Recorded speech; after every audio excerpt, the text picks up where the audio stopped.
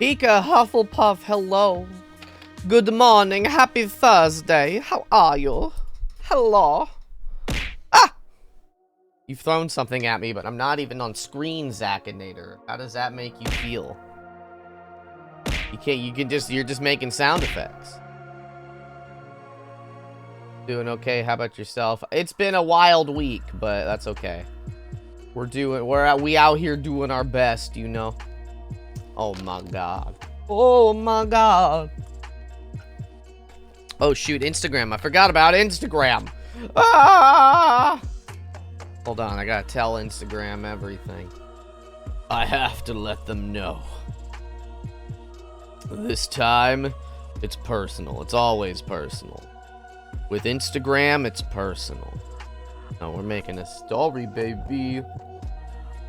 Hello, do you know this witch? I love her. She's winking. She's got that going on. She's got the hat. She's got it all. I'm streaming Ace Attorney. This character is in it, and you're gonna like the way she looks. I guarantee it.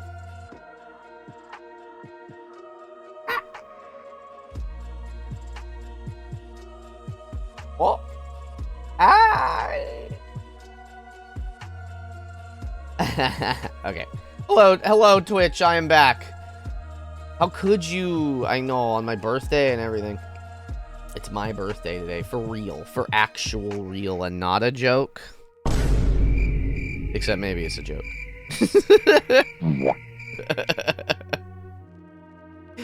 This is an extra funny Instagram post. I tell you what, babies.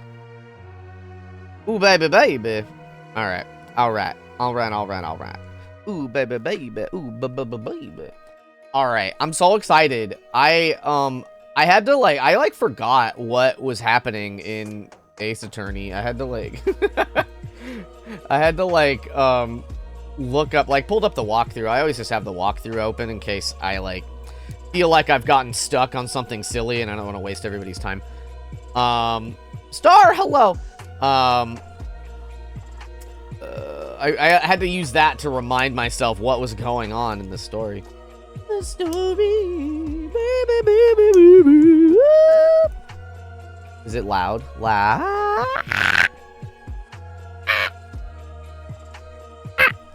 Just getting right up on the mic. I'm like.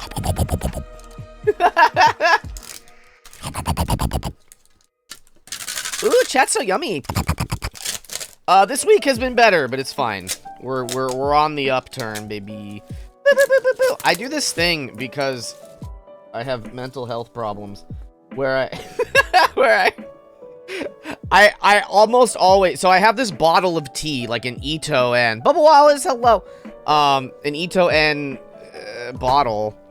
And with all water bottles and anything, I'll just tear the wrapper off. But on the Ito N one specifically, they have a little perforated section so that you could, in theory, peel that part off and more easily do it.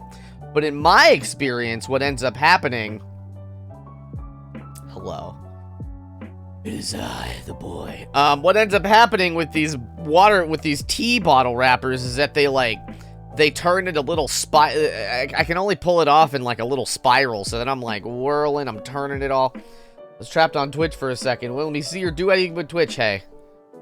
Twitch, who can say that was an accident? What if this was the Vine boom? If this was all we got? It was just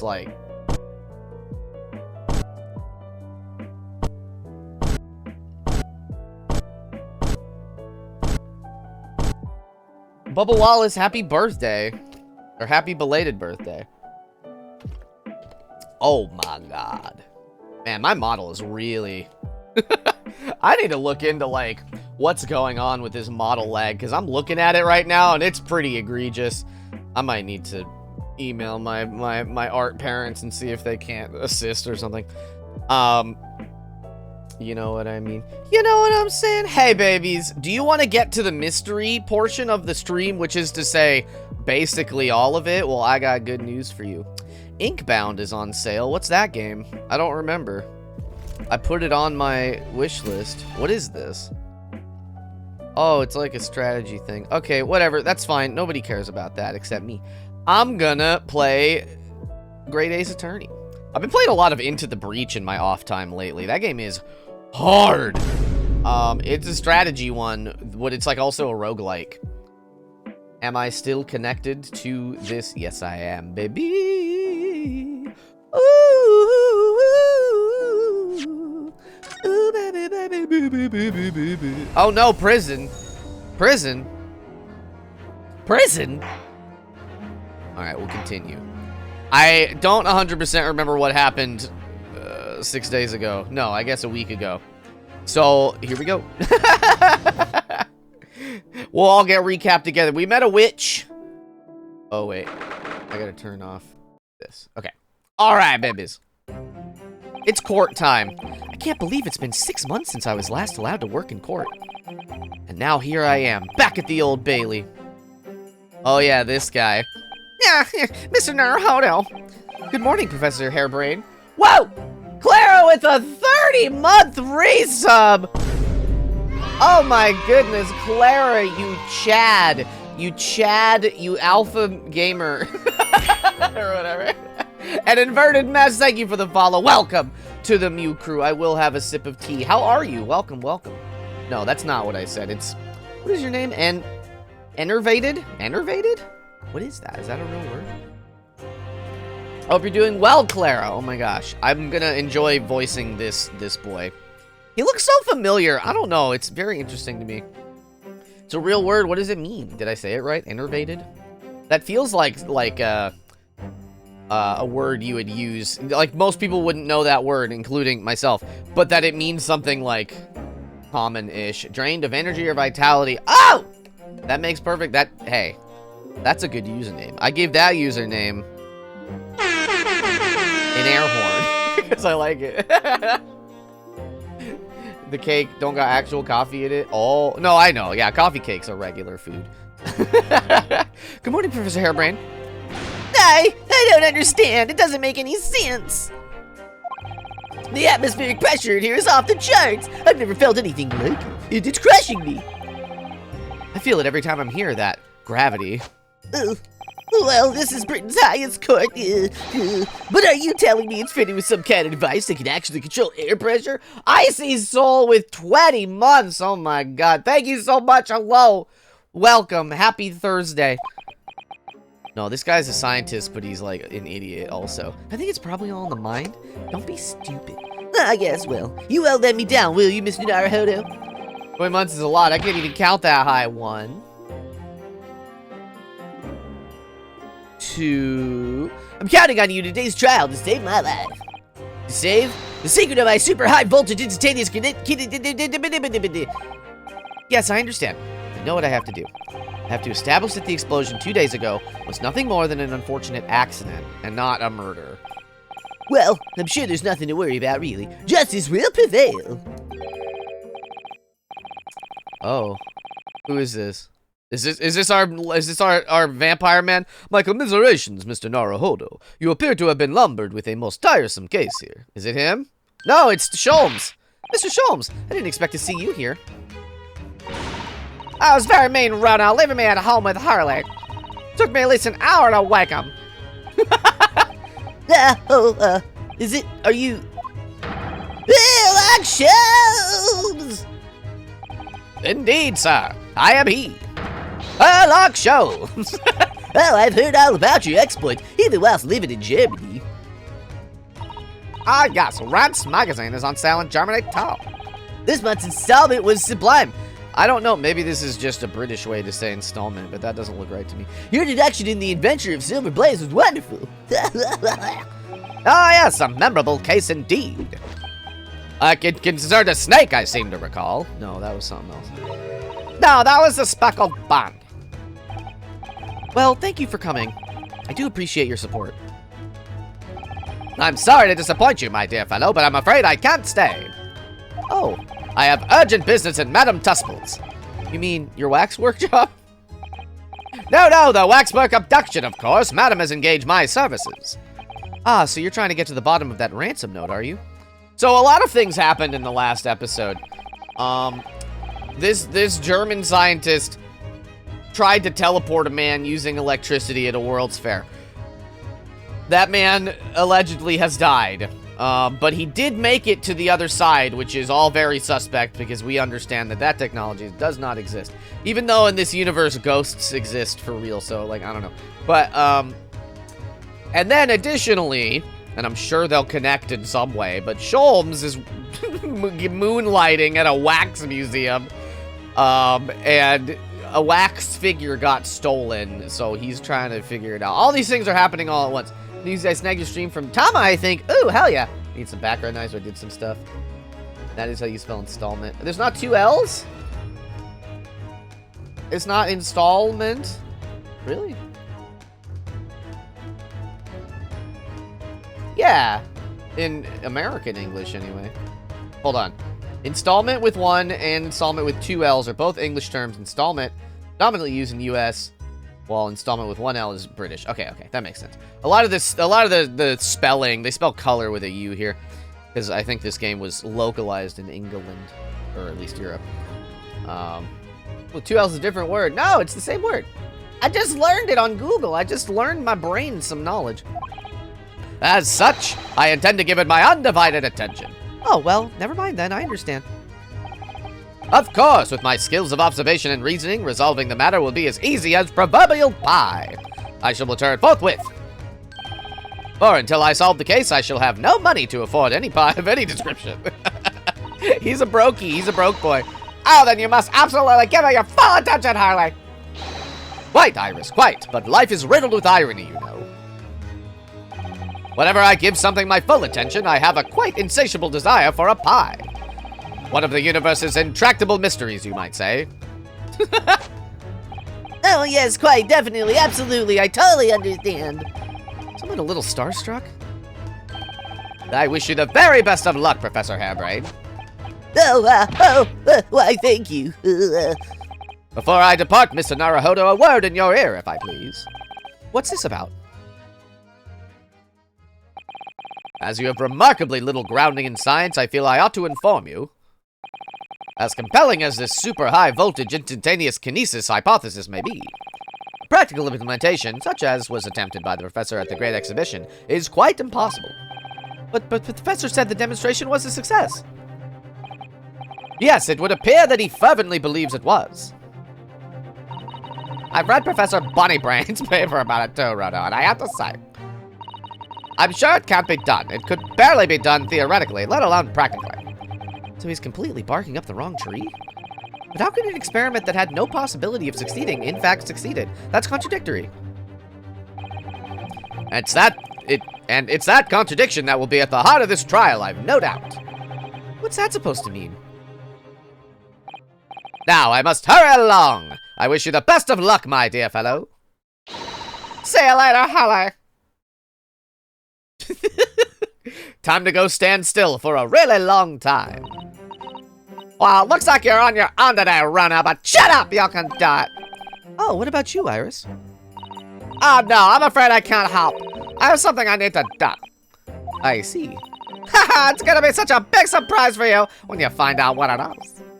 Ah, that sounds ominous. Counsel for the defense and the defendant. We're on our way. Experiment that the laws of science say can't possibly succeed. And a scientist who's convinced that it did. That's the riddle you have to unlock here, Ryunosuke. That's the key to this case. I miss the Sato. I want her back. I miss her. I want more of this witch lady also. We're starting court late, 10 minutes late. Oh, it's a new jury! In the name of Her Majesty the Queen, I hereby declare this court to be in session. We are sitting today for the public trial of Professor Albert Hairbrain. Ruby, hello, how are you? I now call upon the counsels for the prosecution and defense to declare their willingness to proceed. The prosecution is ready. The defense is ready, my lord. I'm 6 months out of practice, and what's more? No, Sasato! Cod blops! I'm without Sasato-san today. Is this just my imagination, or does the air in here feel more oppressive than usual? So, I must say I recollect the victim of this case all too well, Mr. Odie Asman. Mr. Asman was well known as a financer, although that was merely a front for his diversive criminal activities. It was only a month ago that the man appeared in court prosecuted by you, Lord Van Zieks. But the jury unanimously found him not guilty. Because every member of the jury had been bribed by the sound of it.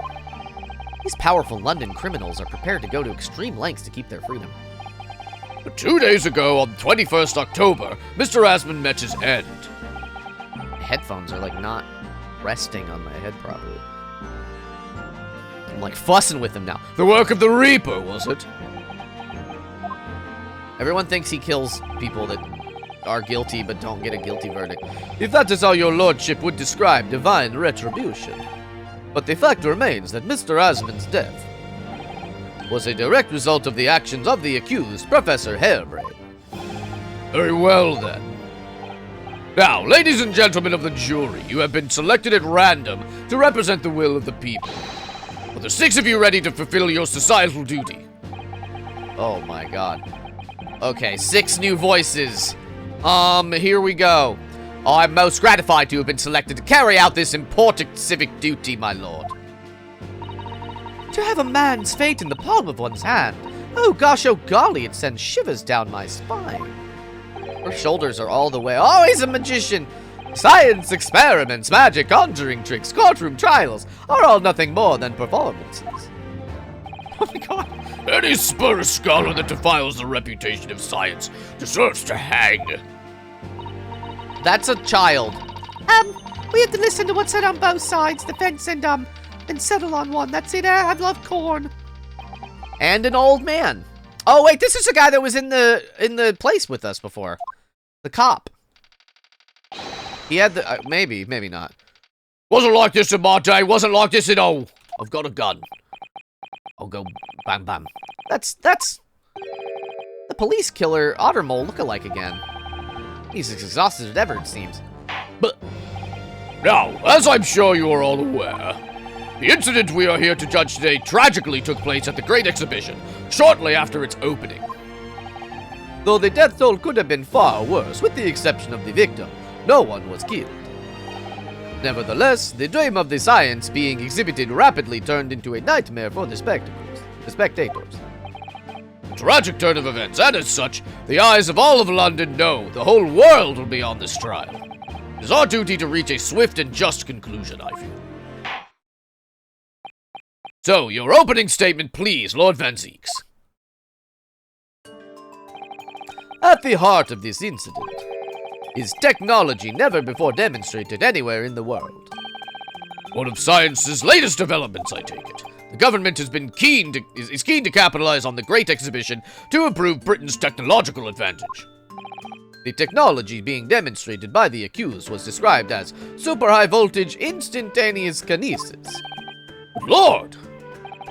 It's designed to disassemble human subjects using extremely high voltage electricity and beam them instantly to another location where they are subsequently reassembled.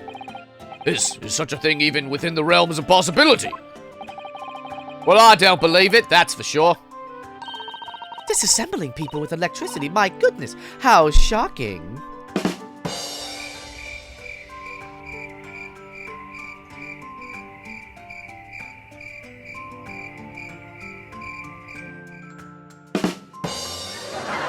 My best friend's house and her fiance has 7 frogs. That's a lot of frogs. I want 1 frog. That's enough for me. The whole idea is absurd. The hypothesis would never stand up to scrutiny. I have a beaker. I brought it to court with me.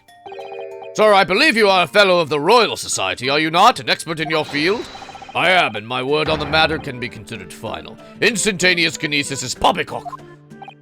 So this expert and Mr. Sholmes are in agreement. It's impossible. What is the prosecution's view on the matter? The prosecution would assert that the accused's instantaneous kinesis demonstration was a success. What? What rot? He exploded. Anonymous! Sheep scream! Scream. Because his sheep has 2 E's, so Scream also must have 2 E's. Order, order! The professor's hypothesis is currently under investigation by the British government. If it is deemed to have merit, a substantial research grant would be made available. The accused made use of the invention built on this new hypothesis to take Mr. Asmund's life. Excuse me, in order to be the sole benefactor of the grant. But... This disastrous demonstration was no accident. It was carefully designed from the outset to end the life of the victim. What do you mean? Thank you, Lord Van Zieks. The prosecution's stance is clear. But you will now bring forth witnesses to substantiate your claims. I don't get to say anything. Gladly, my lord. I don't have an opening statement I get to say. Woo! Get out of here, Cape. Bailiff, show the first witness to the stand. First witnesses. Multiple. Oh, both of them. Witnesses, state your names and occupations for the court. Yes, sir. Tobias Gregson, Detective Inspector at Scotland Yard's Homicide Division. I was on duty at the demonstration in the day of question and in charge of the following investigation.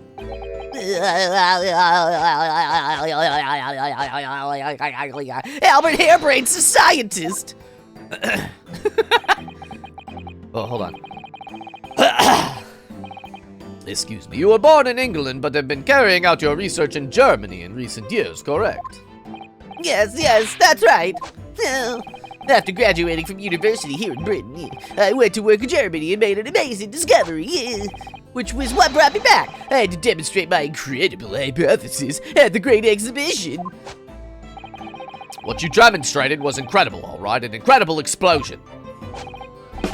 But the science was a success. The instantaneous kinesis worked. Everyone saw it. They must have done. Yes, there was the terrible accident, but the demonstration of my hypothesis was a success. Well, that much is undeniable, as shown as in the photograph taken by the forensic investigation team. There's the deceased. Perfectly. Well, he's got a stab wound. What do you mean? He looks like he's got a face of like, oh. You know what I mean? Like, oh, I'm dead. Oh no. Oh, if only I weren't dead. Oh. Oh, Rose Butterfly 99. Thank you for the follow. Welcome to the Mew Crew, baby. How are you? The judge was taken. Wait, hold on. Bleh. This was taken inside the Crystal Tower, I take it. The centerpiece of the exhibition, no less. That's right, my lord. Seems the victim rammed straight into it. That doesn't make any sense. Chest first? I see. Very well. Submit the photograph as evidence. I got the photograph as evidence. As the court said, the victim of the incident was Mr. Odie Asmund. There have been a number of allegations made against the man, putting them aside for the time being. He was the man who financed the research for the experiment and the demonstration itself. How are you doing, Rose? Welcome in. I see. So to summarize the situation, the defendant is accused of taking the life of the man who funded his work. Would that be correct? Exactly. But couldn't it be that the explosion was caused by some malfunction in the apparatus used for the demonstration? That's right. That must be it. My splendid machine. My poor splendid machine. You saw it yesterday, didn't you?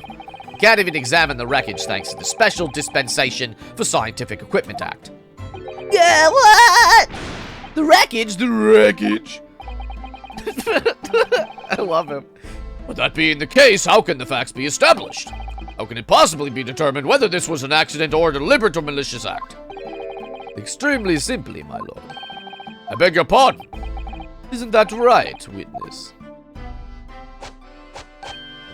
What, sorry, me? No, your neighbor. Yes, sir, it was murder, plain and simple. Anyone could state that with complete certainty. What? How could he possibly think that? Thank you, Inspector. I think we had better proceed to formal testimony. You will explain to the court on what grounds you claim this experiment to have been a front for murder. Okay. I can do that. A front for murder. Corpse went crashing through the crystal tower, had a broken neck. I made a minor miscalculation in the angle of the beam projection, that's all. That was my mistake. The post-mortem examination revealed another injury, a fatal wound. There was a lesion in his chest where he'd clearly been stabbed by something sharp, right in the heart.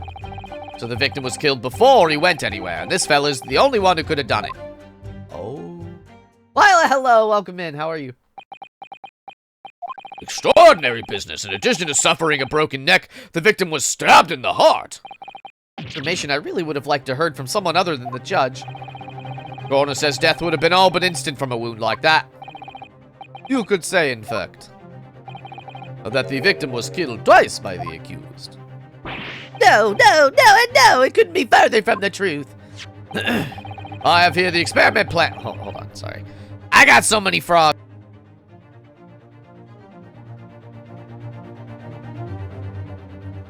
I ate a bunch of frogs for breakfast this morning.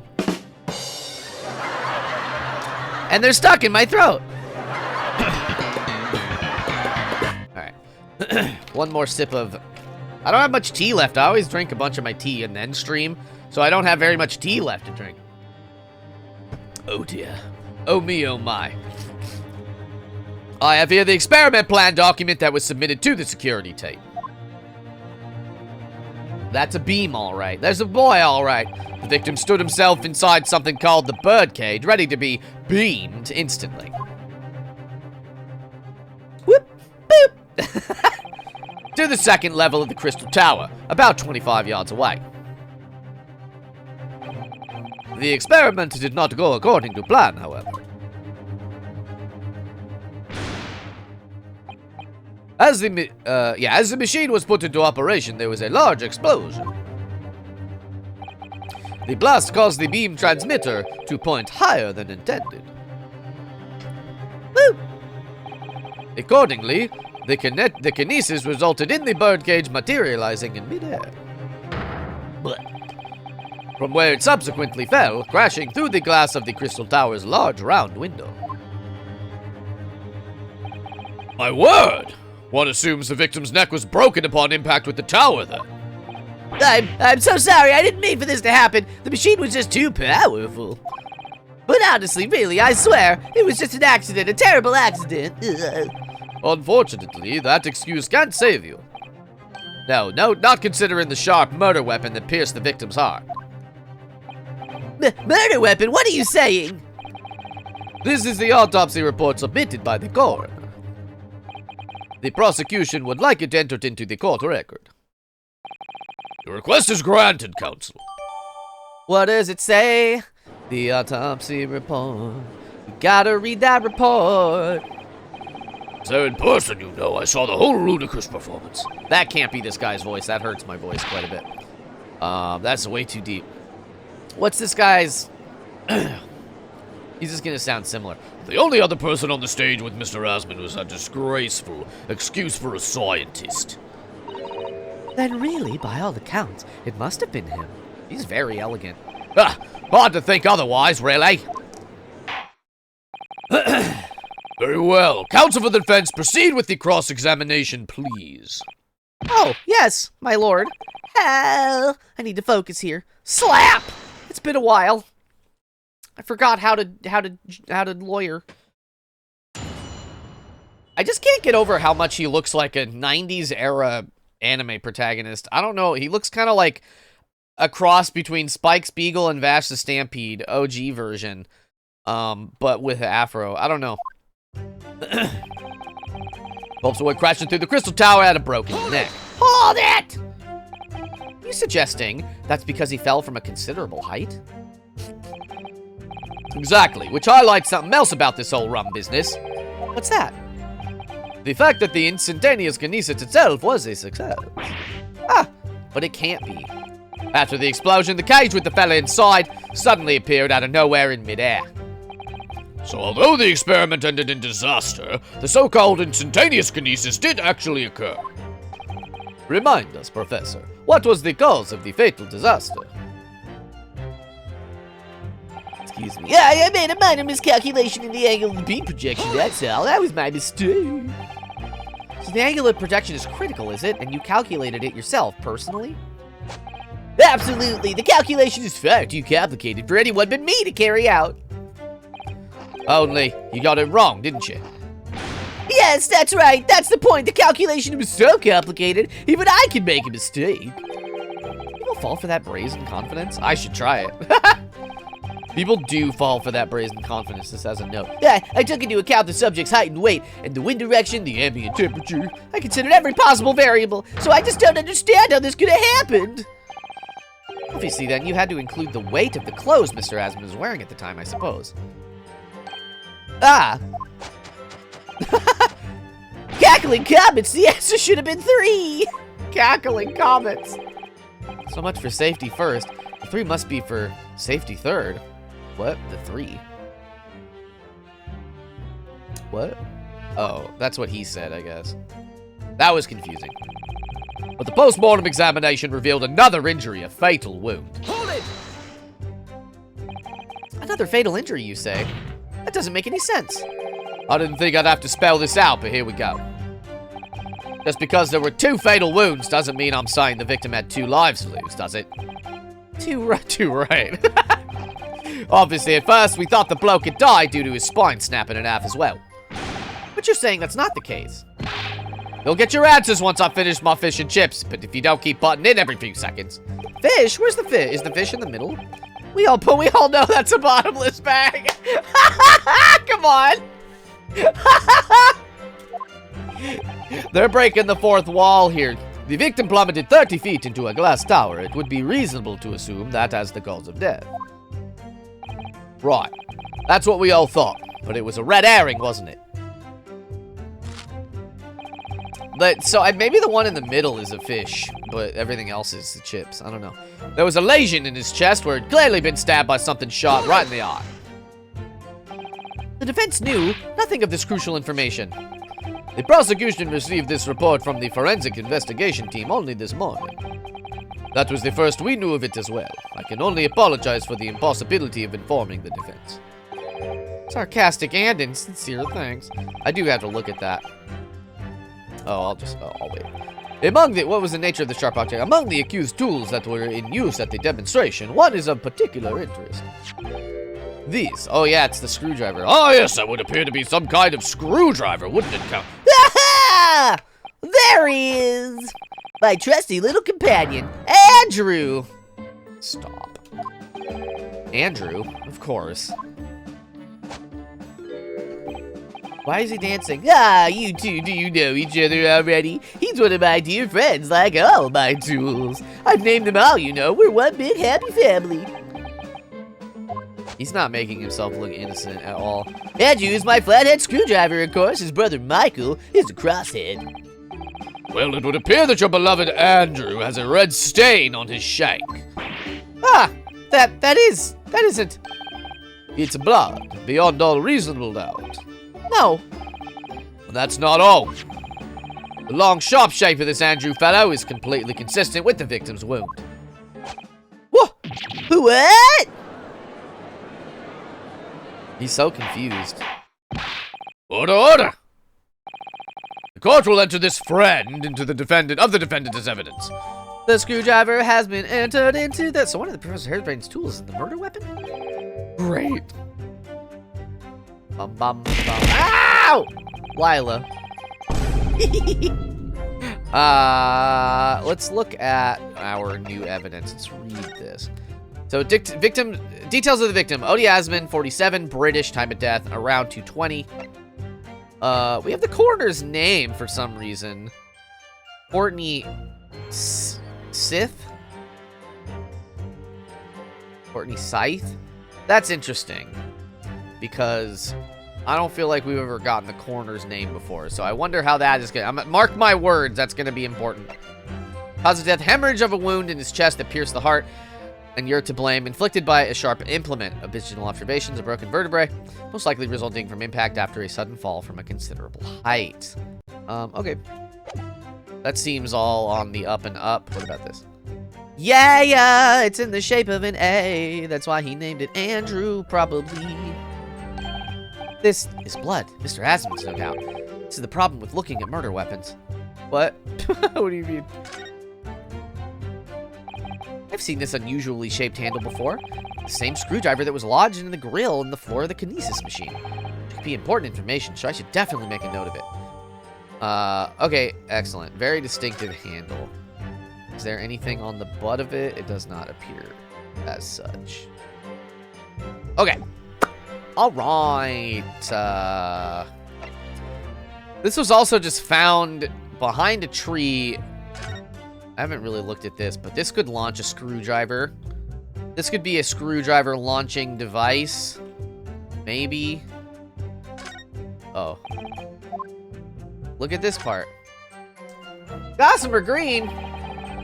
Oh, the crosshead be named Michael then. That's a very good question. Maybe if we get to look at it, we'll see. There's some sort of lever here. Ah!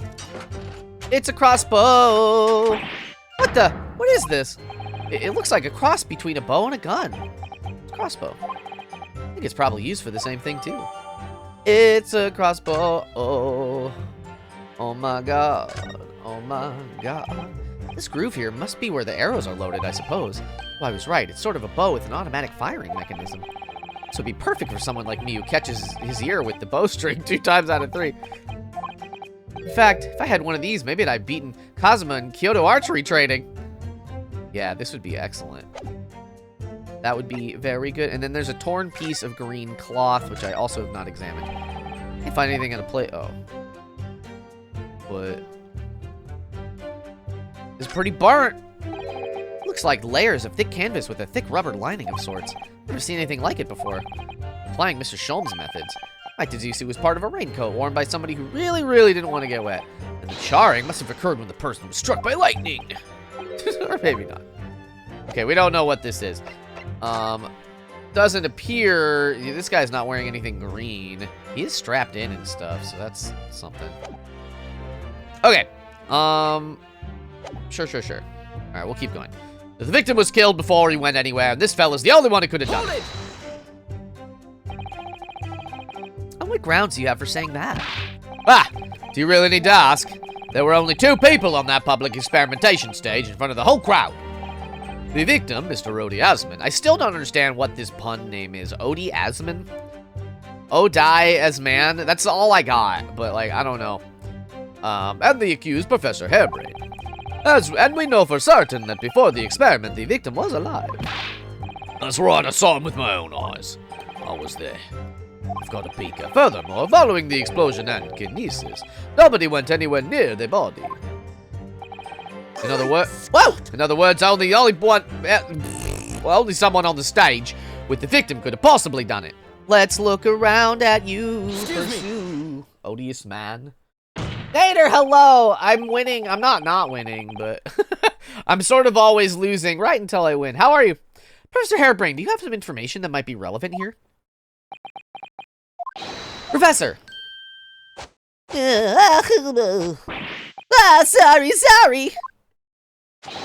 I was just calculating the optimum coefficient. Oh my god. The optimum coefficient of electrolysis to separate molecules in the human body. The witness stand is the best place for that? It seemed as though you might have had something to say. About Inspector Gregson's last remark. Yes, that's right, of course. He just said that nobody else could have done it, didn't he? Yeah, that's right. Who else could have stabbed the victim, eh? I don't know, but there's no way that I could have possibly stabbed Mr. Asman, as you say. Explain, please, Professor. Of course, this cold-hearted policeman may not be aware, I suppose. But humans are warm-blooded mammals with blood running continuously through their veins. As I had heard. Then surely you see, if I'd plunged something the size of Andrew into the man's chest, the whole stage would have been a bloodbath. No, a blood swimming pool. Ah. But thousands of Londoners were watching me at the time. And yet not one of them claims to have seen a swimming pool of blood. Well, no, I suppose not. Loving the nerd voice, thank you. He's a big nerd. You see, not one. True, I didn't say anything like that. Well done, Professor. The other guy's just eating fish and chips. That was a great counter-argument. Forever, infinitely.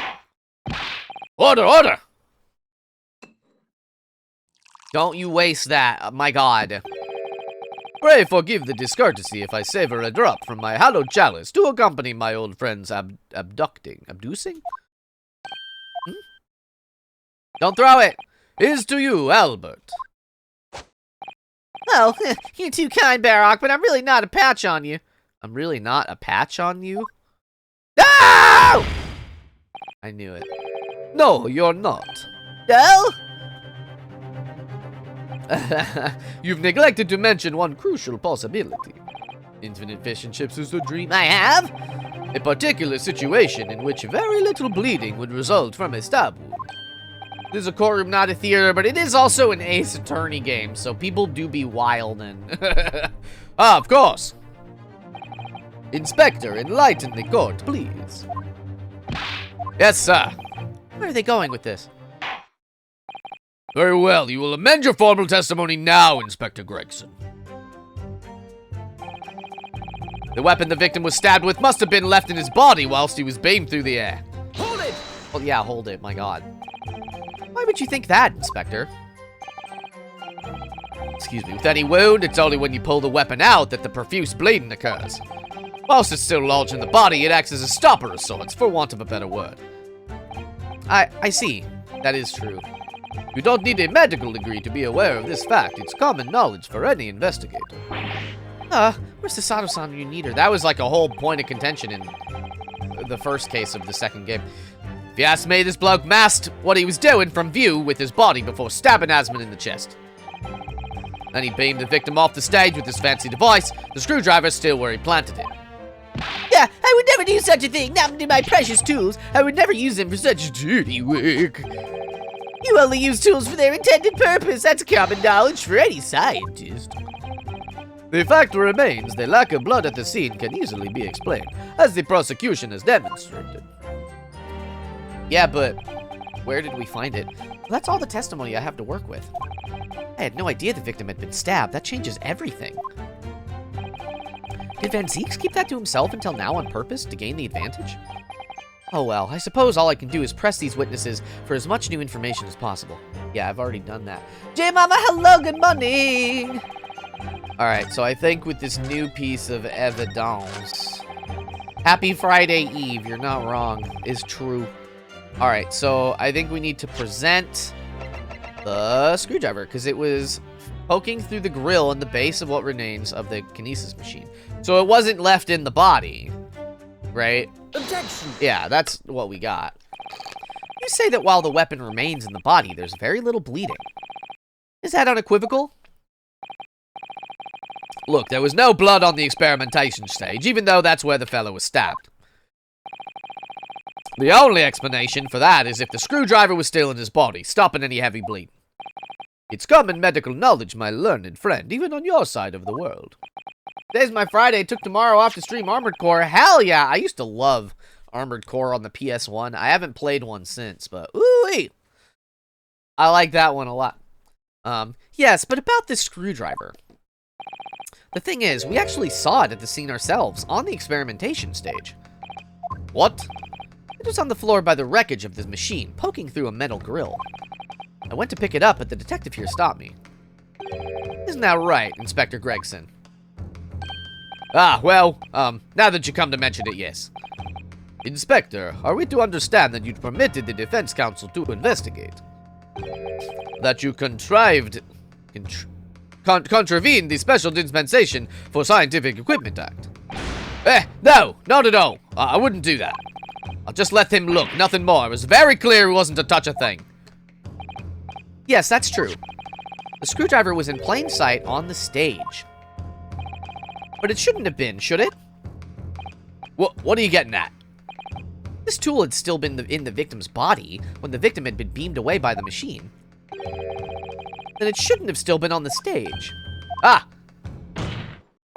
That's right. It should have been beamed across to the Crystal Tower along with Mr. Asmund. Woo! And been found still lodged in the victim's chest! Ah! Bah! Bring back my PS1 days. Classic. Remember that game, IQ? You just don't get crushed by, like, cubes. That was a good one. That was a fun game. How do you explain this, Inspector? Well, I'll tell you. I love these games and their animations and names. It's so fun. It looks as though everything that the victim had on his person moved with him when he was beamed. So if the screwdriver was still in his chest when the instantaneous kinesis occurred, obviously that should have been beamed to the destination as well. This is a strange situation. Even though people are saying that instantaneous kinesis is a scientific impossibility, we're still basing arguments on the assumption that it did actually take place. Alright, time to tighten the screws here. Get it? Do you get it? The guy get killed was screwed. My lord, if the prosecution is unable to explain this inconsistency in its argument, we can only conclude that the testimony given in support cannot be relied on. Lord Van Zeeks is stumped. That was the nerd! I got him not that wrong. You have something to say, witness. Yes, I knew it! It bears out the equations hold. Mr. Naruhodo, don't worry! About what? Without delving into the details, there is no inconsistency. What? Even if Andrew had been lodged in Mr. Aspen's chest. Looks like hello. My trusty tool wouldn't have moved. Andrew remaining on the stage is consistent with my calculations. What? Oh my god. I love that the position Van Zeeks decides to take in his trial means that we have to start by behaving like the teleportation happened. It's crazy. It would seem that your illusions have been shattered. Clearly, we should hear the accused's explanation. What a bad scientist. Or should I say, this brilliant scientist's explanation. Now he's a brilliant scientist because he's gonna close the case for him. Just when I'd found an inconsistency in the prosecution's argument. Scientists. Very well, the defendant will testify again. Provide us with the scientific explanation as to why the inconsistency asserted by the defense fails to hold. In the name of Apollo, I will, my lord. Ah! Ah! What kind of legal nightmare? This guy is a scientist and he beamed, quote unquote, a man across and killed him, and he got stabbed also, which is news to us. that's you're kind of filled in. But he's also an idiot because we're like, hey, we found a reason why you couldn't have stabbed him. And he's like, hey, I could have stabbed him. And it's like, what? So that's where we're at. To be clear, I was still at the stage of gathering data in my research. My hypothesis states that kinesis cannot transport metal, though. Hence the metal weapon would have stayed put. In other words, the point just raised by Mr. Naruhodo isn't any inconsistency at all.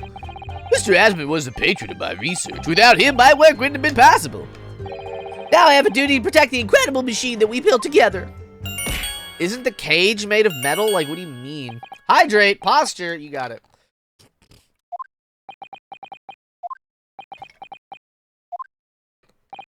So, the thrust of your testimony, Professor, is that based on his hypothesis, metal objects cannot be moved by this method of instantaneous kinesis. In other words, since the screwdriver is made of metal, even if it remained lodged in the victim's chest, its subsequent discovery on the stage, despite the victim being found somewhere else, is not an inconsistency. And therefore, Professor Albert Harebrained could still have been the killer. My great hypothesis holds, you see. We had to make the cage. We had to make the cage used to contain the subject from wood for that very reason. I was not addressing you, witness. Professor Harebrained. Yes? Whose side are you on here? I don't take sides, Mr. Naruhodo. No. My only interest lies in upholding my hypothesis. I'm a scientist, after all. Is he working for us or against us? It's very hard to tell. Let's see how you cross-examine this testimony, my Nipponese friend. Yes, fire away, Mr. Naruhodo. Yeah, he's like an idiot. The voice of the scientist is perfect. Thank you. It's nerdy. It's like the dweebiest, nerdiest. Like, okay, so let's look at this picture. I have a feeling. Like, are his glasses not? Is this not metal? I have wooden glasses. I'm gonna save though because I feel like that's the answer, but if I don't have to press him on everything, I'd prefer not to. Look at this photograph. Okay. So Kinesis cannot transport metal though, so let's just present immediately. Oops. Present. Objection. Yeah, there we go. Easy. Done. Professor Hairbrain, you say that according to your hypothesis, nothing made of metal can be beamed by instantaneous kinesis using the machine you made. Is that right? Yes, that's right. Spot on. Exactly correct. In that case, oh my god. I'd ask you to... You ever just get stuck? You get, like, stuck. I'd ask you to have a look at this photograph that was taken at the scene. Every time you do, it makes me laugh. In particular, I'd like you to pay attention to the victim's face. You can clearly see that Mr. Asmund is wearing a pair of spectacles with a metal rim. What? Metal? No! Metal can't. That's not metal? No!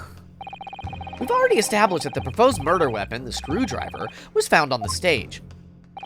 However, if your hypothesis correctly predicted that outcome, it should have also predicted that the metal-rimmed spectacles would be found in the same place. Ah! My hypothesis! My hypothesis! Professor Hairbrain, this isn't easy for me to say, but your hypothesis is clearly flawed. Ah! Where'd the detective go? Order, order, order! Counsel, what is the implication of this? If on the day in question the alleged instantaneous kinesis never actually took place, then it's entirely possible that the victim was killed somewhere other than on the stage. And in that case, someone other than the defendant could have been the culprit. But my hypothesis is out! I proved it that day. The experiment was a success. The experiment was proof of all my work.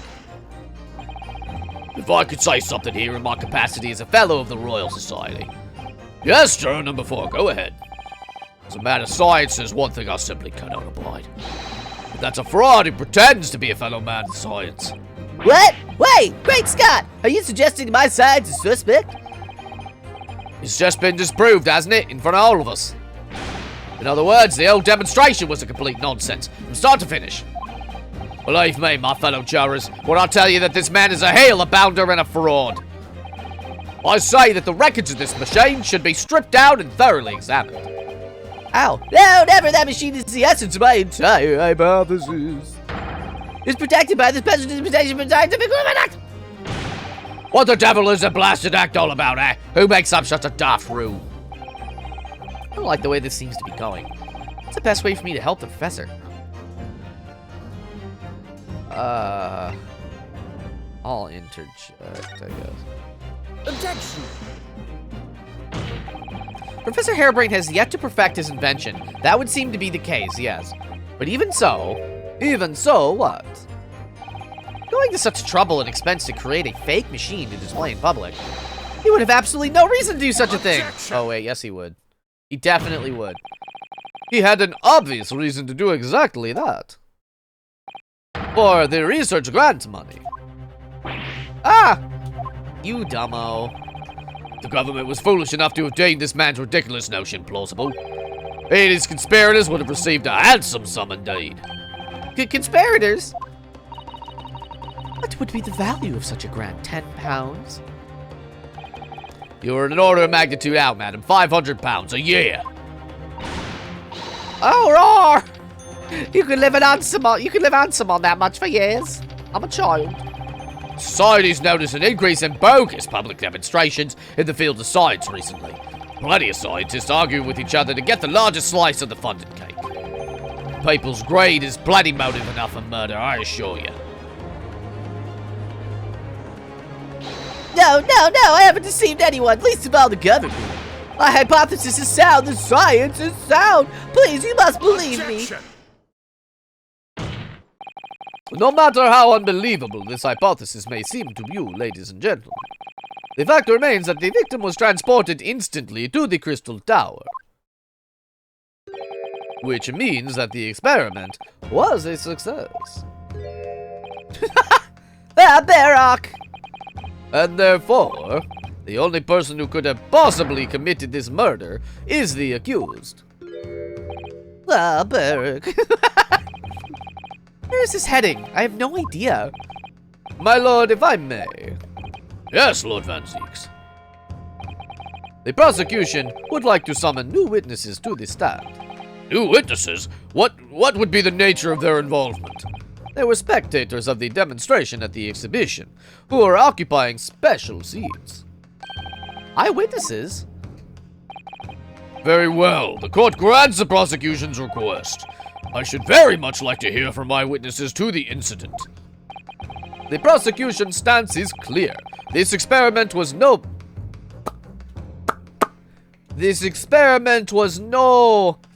postige.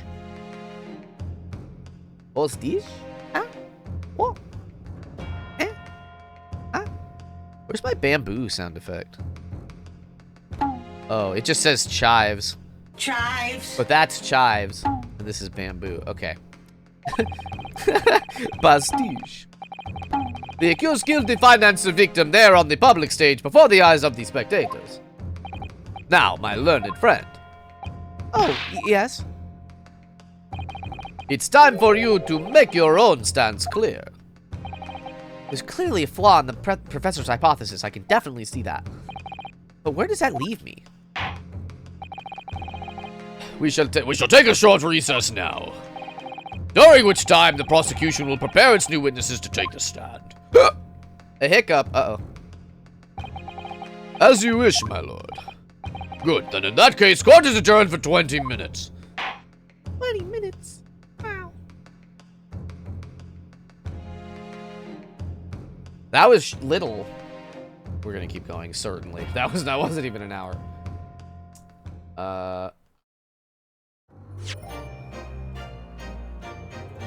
Interesting. I would like to save. These trial portions are very little. I know I didn't read any. I didn't press him that last time, but what are chives? They're like, they're kind of like green onions, but littler. You put them on, like, baked potatoes. What is bamboo if not tall, thick chives, hey? Mr. Naruto! What on earth were you playing at just now? Or rather, what on earth were you playing at all along? My hypothesis, my amazing hypothesis. You've been picking holes in it from the start. Sweeping bow, Van Zieks is so punchable. Or bow, yeah. Sorry about that, but you promised me. You said you'd prove that dragon explosion was an accident, not murder. But you said you'd keep my precious invention from falling into anyone else's hands. But all you've done so far is try to undermine me. Yes, I did make you a promise, you're right. I said that I'd believe in you and fight for your freedom to the very end. But I also told you I was no scientist. I don't understand your hypothesis. The fact is, there's an undeniable flaw in your logic, isn't there? But if I just run through some equations. Yes, you see, it's because my... What did he say? Perhaps it is. Nevertheless, a man died as a consequence, didn't he? Uh-oh. Oh, no! You're right. You're so right. It's all my fault. And I have no right to blame you for my failures. I'm a disaster, not just as a scientist, but as a human being. Well, that might be a little over the top. And while we're on the subject, what about Barrock? He's being awful. Claiming his old university friend to be a murderer, you mean? He's a disaster, not just as a prosecutor, but as a human being. Oh, but no, wait, he's the Reaper, isn't he? Perhaps he's not classified as Homo sapiens anymore. Glad that's cleared up. If chives in my garden, every time I put it in foods, I think of... Chives. Hell yeah. Can I double check something with you? Ah, yes, what? The machine and demonstration you prepared, they were based entirely on your hypothesis, I presume. There was no trickery involved. I drew the plans for the machine with my very own hands. Every line was painstakingly drawn with the firm belief that science is the only future. So yes, it's true that my hypothesis hasn't reached. This is so interesting. This second game has so many errors. There's so many typos in it. Hasn't reached maturity yet, but please, Mr. Naruhodo, you must believe in it. Being this preposterous. All right, Professor, I understand. Also defended. It's time to... Excuse me. I'm almost out of tea, and it's like I'm sweating already. It's been really hot these last few days. It all hinges on that demonstration. The professor's hypothesis is as sound as he claims. It leaves him as the only person who could possibly have killed the victim. And on the other hand, Mr. Sholmes was adamant. A practical implementation, such as was attempted by the professor at the Great Exhibition, is quite impossible. Typo unplayable, 0 out of 10. Only 84 yesterday. It was like... Only? What do you mean only 84? So yesterday was like, in our area, was the peak of the heat, as so... Yeah, okay. Yeah, we're on similar footing, I think. I'm gonna go, you know what? I'm gonna take the tiniest of breaks. I'm gonna use the bathroom and get an ice pack because I am hot. One moment, you get to look at the judge's beautiful face. His beautiful, gorgeous face. One sec, I love you.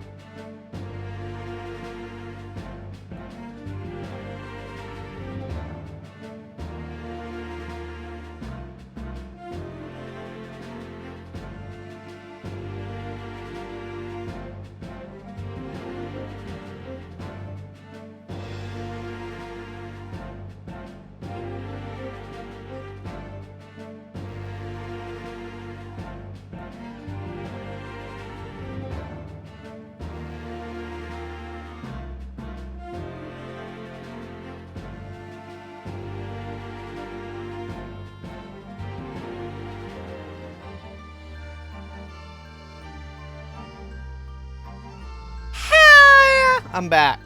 I get to leave my door open now because my roommate has gone to work finally. So that'll help cool off significantly. And I got an ice pack. I'm sitting on it with my butt. It's gonna be great. All right, here we go. In the name of Her Majesty the Queen, I hereby reconvene the proceedings in this court. Counsels for the defense and prosecution, are you ready for the new witnesses to testify? The prosecution is ready, my lord. As is the defense, my lord. So, Lord Van Zeeks, I believe these next witnesses saw the demonstration on the day in question with their own eyes. Indeed they did. And as luck would have it, one of them is a police detective. So the testimony we are about to hear can be considered highly reliable. Perfect. Detective of all people. The prosecution's stance remains unchanged. Though it ended in tragedy, the demonstration on the day in question was scientifically sound. And consequently, the sole person with the opportunity to have committed this act of murder is the only other individual to have been present on the stage at the time, the accused. Thank you, counsel. The prosecution's position is clear. So, bring forth your witnesses now. Bailiff, show the witnesses in. The witnesses whose proximity to the incident on the day in question will clarify the truth unequivocally. We get new characters. Oh, boy. Oh, boy.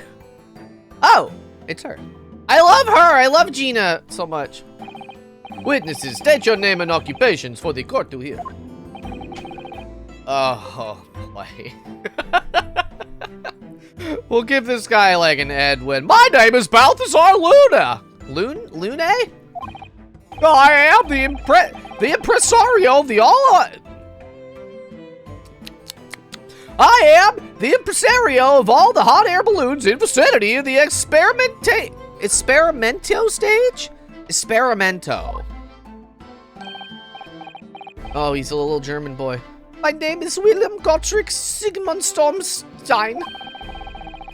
I love her star. I have come to see the great exhibition all the way from my home in Bohemia. Bohemia? That was German. He's very injured. I'm very rich.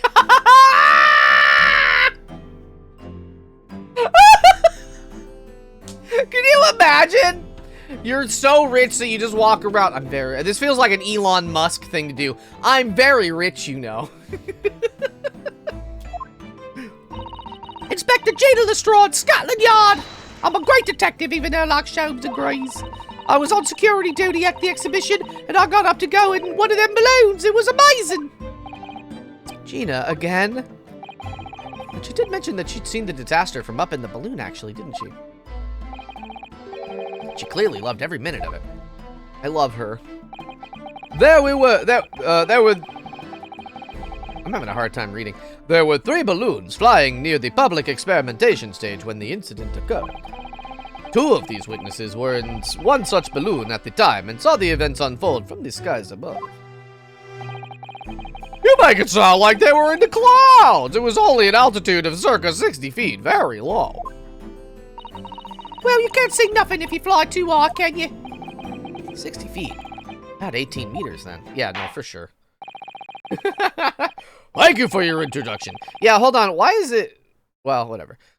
Did England ever use feet? I don't think so. Now you will give your formal testimony for the court. Kindly describe exactly what you witnessed, especially those of you who had a vantage point above the stage. Rascals. Why is he in a mask? That's a very, very, very, very, very, very good question. His little buttons have smiley faces, too. It was an incidente terrible. I am only grateful that my balloons were not damaged. There's this huge bang from the stage, and then the next second, another bang in the sky beside us.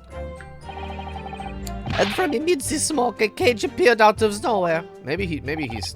No, he said German words before. The cage, it fell from the sky like a stone and crashed into the crystal tower. I didn't get a good look inside the cage, but no one went near it after it crashed into the tower. England used feet? What do you think the imperial system is named after? But, oh, is that what it's called? Wait, oh, metric versus imperial? Oh. Why'd they abandon it? Everything the queen and king does is you can't touch it or whatever, right? Isn't that what the British think? A most extraordinary collective account, I must say. Can I just clarify something? There's a detail in the witness's testimony that I've not heard any mention of until now. Specifically that there were 2 explosions? More precisely, 2 explosions in 2 separate places, yes. Little details on character designs is so good, it's so good. When the demonstration began, the balloon carrying the 2 witnesses was around here. There were other balloons in the air nearby at the time, carrying other passengers as well, to be clear. Wow! Then, as power was supplied to the machine for the demonstration, the first explosion occurred. The so-called birdcage that contained the victim disappeared from the stage, and a moment later, the second explosion occurred directly adjacent to the balloon carrying the witnesses. What? The birdcage appeared at the site of the explosion, subsequently to plummet down into the crystal tower. I was very surprised. Suddenly a cage appeared before my eyes with a person inside. The blast was so hot, but I didn't want to miss a thing, so I kept my eyes wide.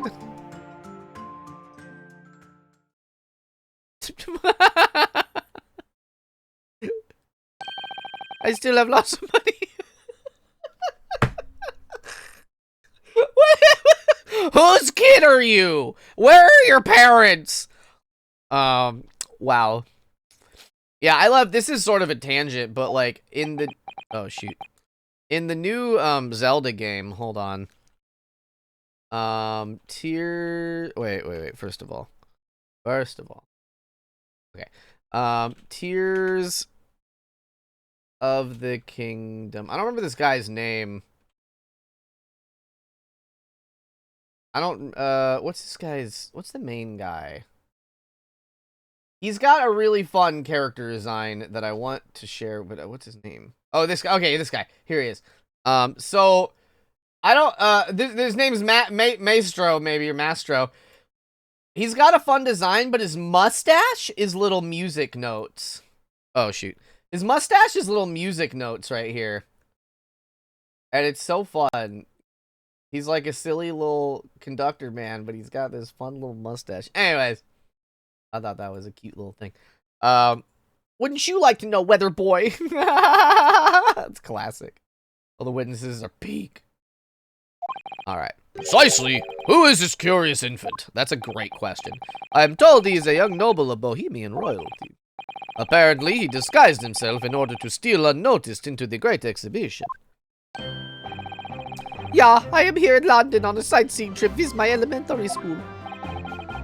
We will have the benefit of the child's point of view in the testimony. We really need that. Oh!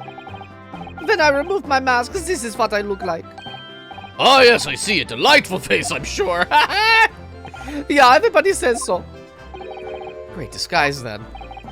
The point is, the testimony of these witnesses further substantiates the facts for the court. Namely, that despite ending in an explosion, instantaneous kinesis was successfully demonstrated.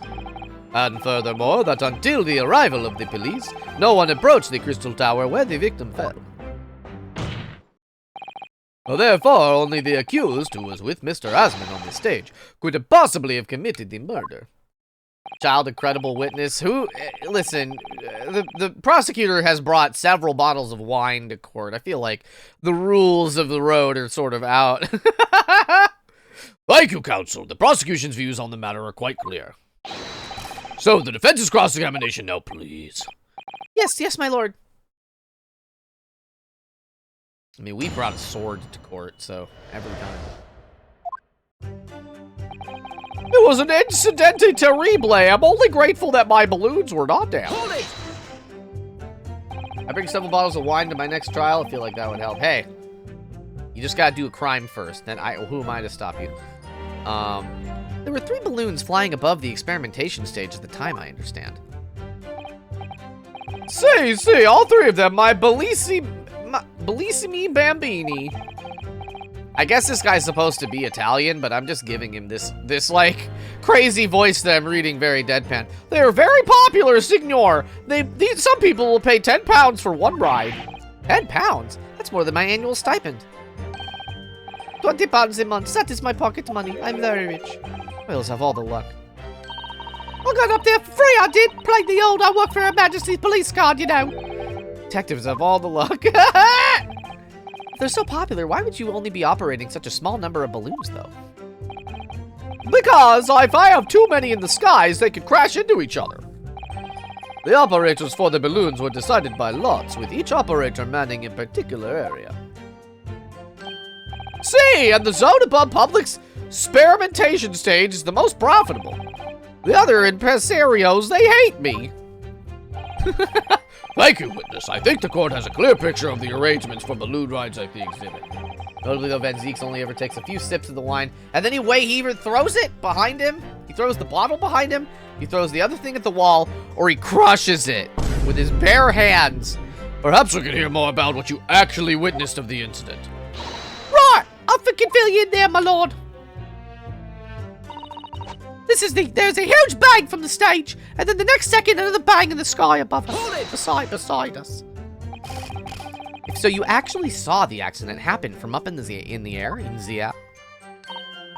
Yep, and amazing what a detective gets to do, eh?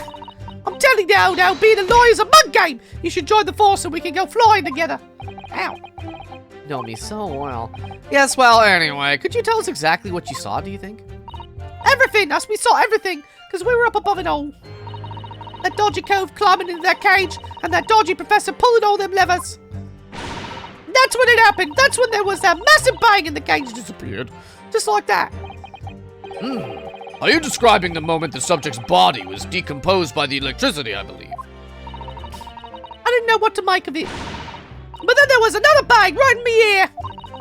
I looked round, and there was a huge, great fireball right next to us in the sky. What? And there was nothing there before. A child? Excuse me.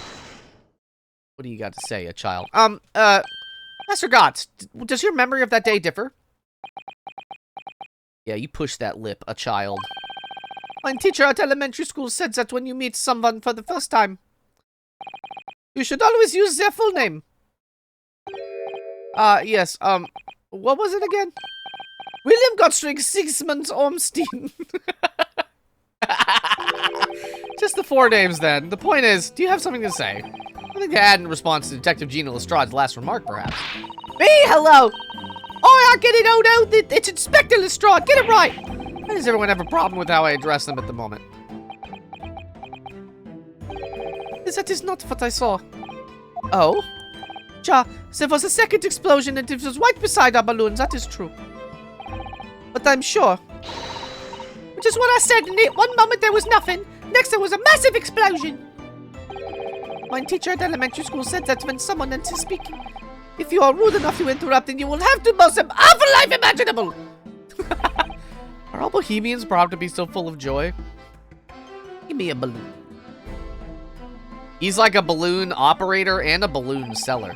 Just before the second explosion happened next to our balloon, I clearly witnessed a green balloon flying in the sky. Green balloon? You what? I never saw nothing like that. Well, I did. I saw it, and you can't say I didn't. I will complain to the council. I will cry and scream. Is he still cute, chat? Do you still like him? My testimony is the truth. I am Bohemian Prince. You cannot say it's a lie. That is not allowed. Playing the bleeding royalty card, are you typical? This is the orphan who likes to remind people she works for Her Majesty's police. The balloon operator? Like Sade. I never liked him. I never liked him! Ha! In that case, young man, I must ask you to amend your formal testimony in the interests of cordial national relations between Great Britain and Bohemia.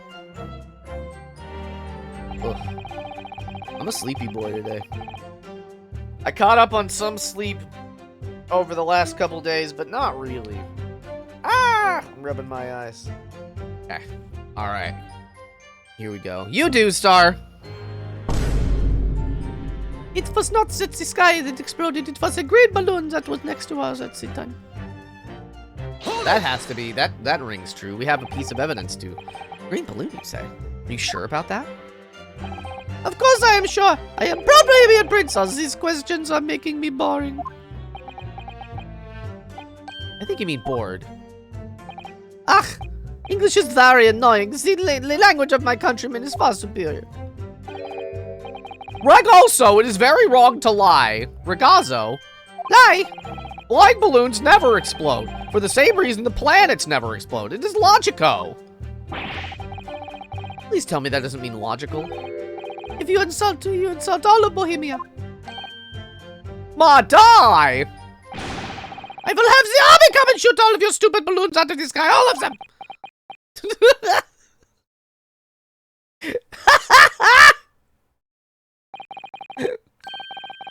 Here you are, Your Highness. Dang, kid, chill.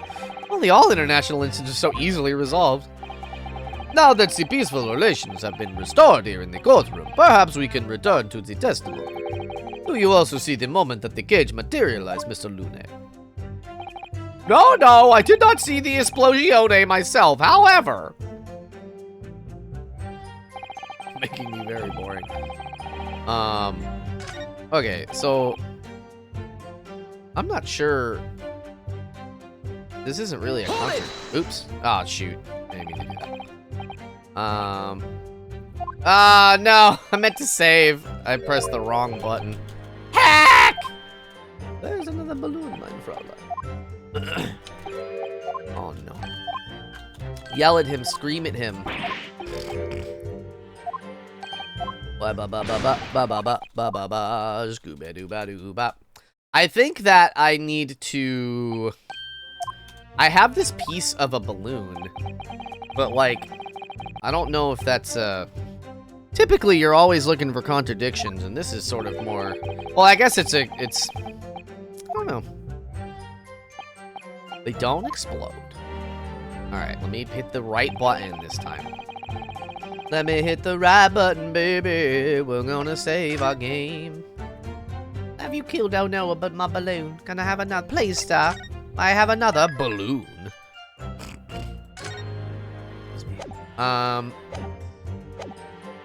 Okay. So let's go here. Let's present this thing. Objection! Nope. Okay. Alright, we'll just press the rest of the things. We'll press them. Alright. Let's see if the pressing...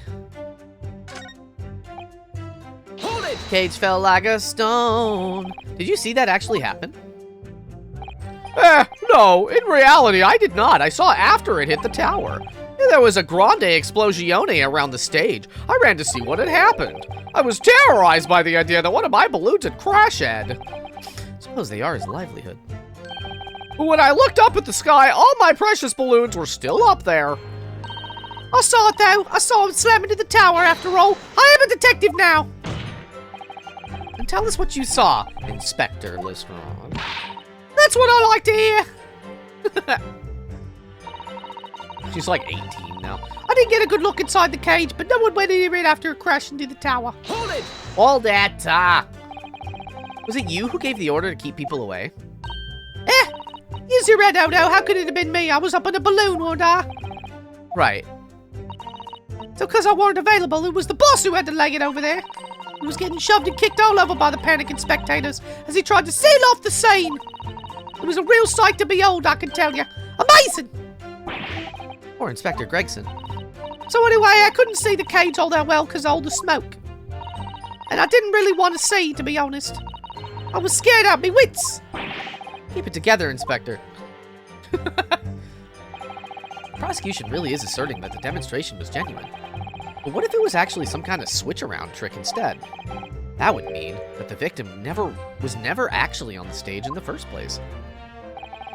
The two explosions would have thrown everyone watching into a panic for sure. I think I need to find out more about what exactly people saw at the time. Okay, I feel like I'm on the right track here, but like... But I don't know. I don't know.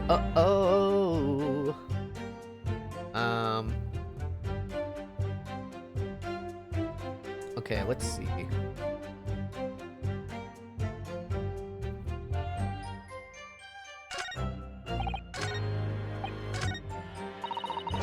A huge bang from this guy, and the next second, another bang in the sky next to us. So...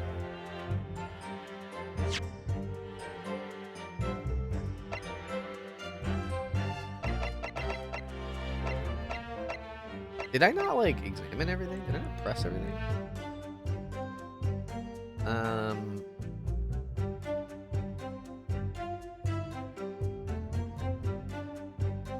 Oh. Oh, hold on. Okay.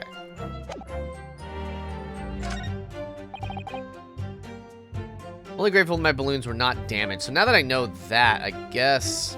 Okay, I guess what I'm supposed to do is present this here. Objection! Okay, that's... Alright. This is the Ace Attorney screwery that I don't want to deal with. So it's like I have the answer, but I'm gonna look for the walkthrough to connect the dots perfectly. Mr. Lune, in your testimony, you said that all 3 of the balloons you had operating at the time were undamaged.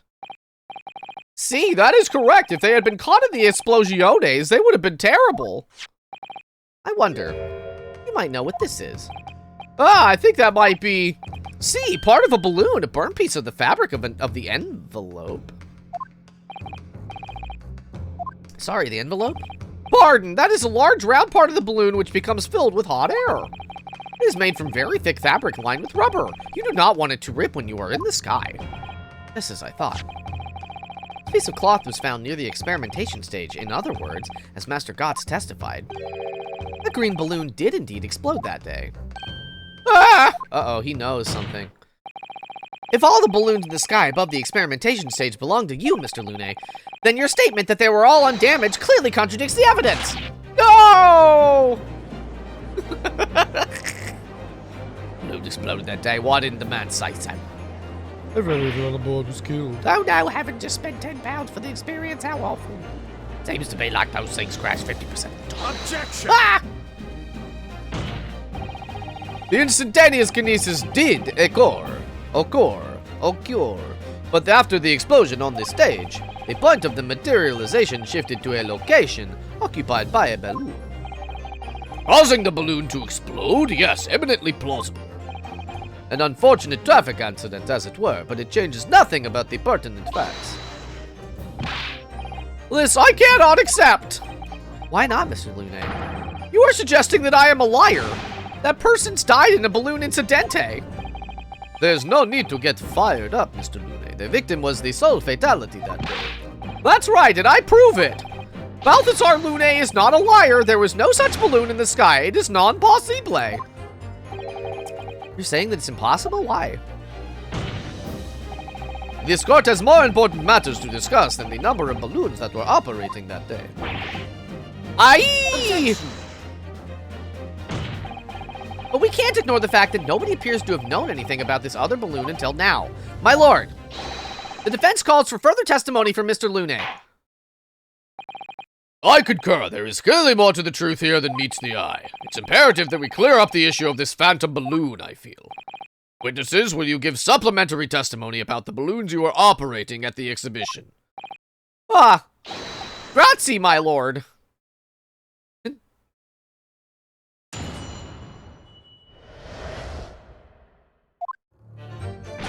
As I said, Balthazar Lune is no liar. Every balloon I had in the sky landed safely.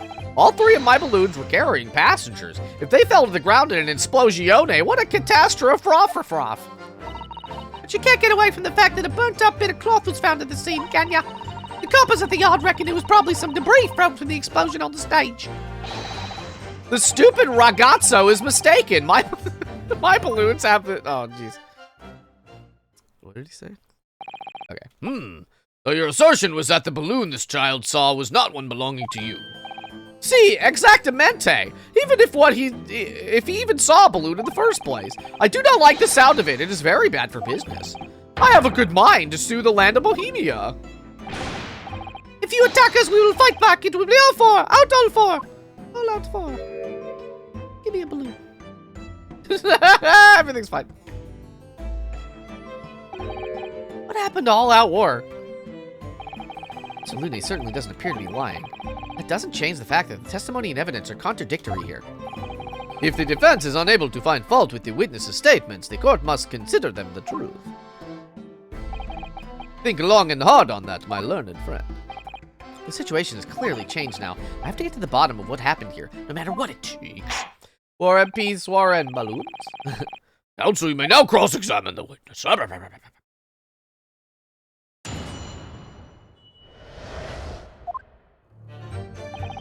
Let's press all the stuff. Let's press it all, baby. Couldn't just have forgotten one, maybe. Signor! I might not notice if I was given 100 lentils and one was missing. But we are talking about 3 enormous balloons. Do you believe I could make such a mistake about something so grande and expensive? I took the liberty of having Inspector Gregson check this gentleman's warehouse. I have the report here. It clearly says a total of 3 balloons. It would appear no mistake has been made then. Surely Miss Lestrade could have been sent for such a menial task. What, me? I'll tell you what I told the boss. East End kids like me and can only count up to 2. Obviously that ain't true, but the boss spotted it and said he'd have to go himself in that case.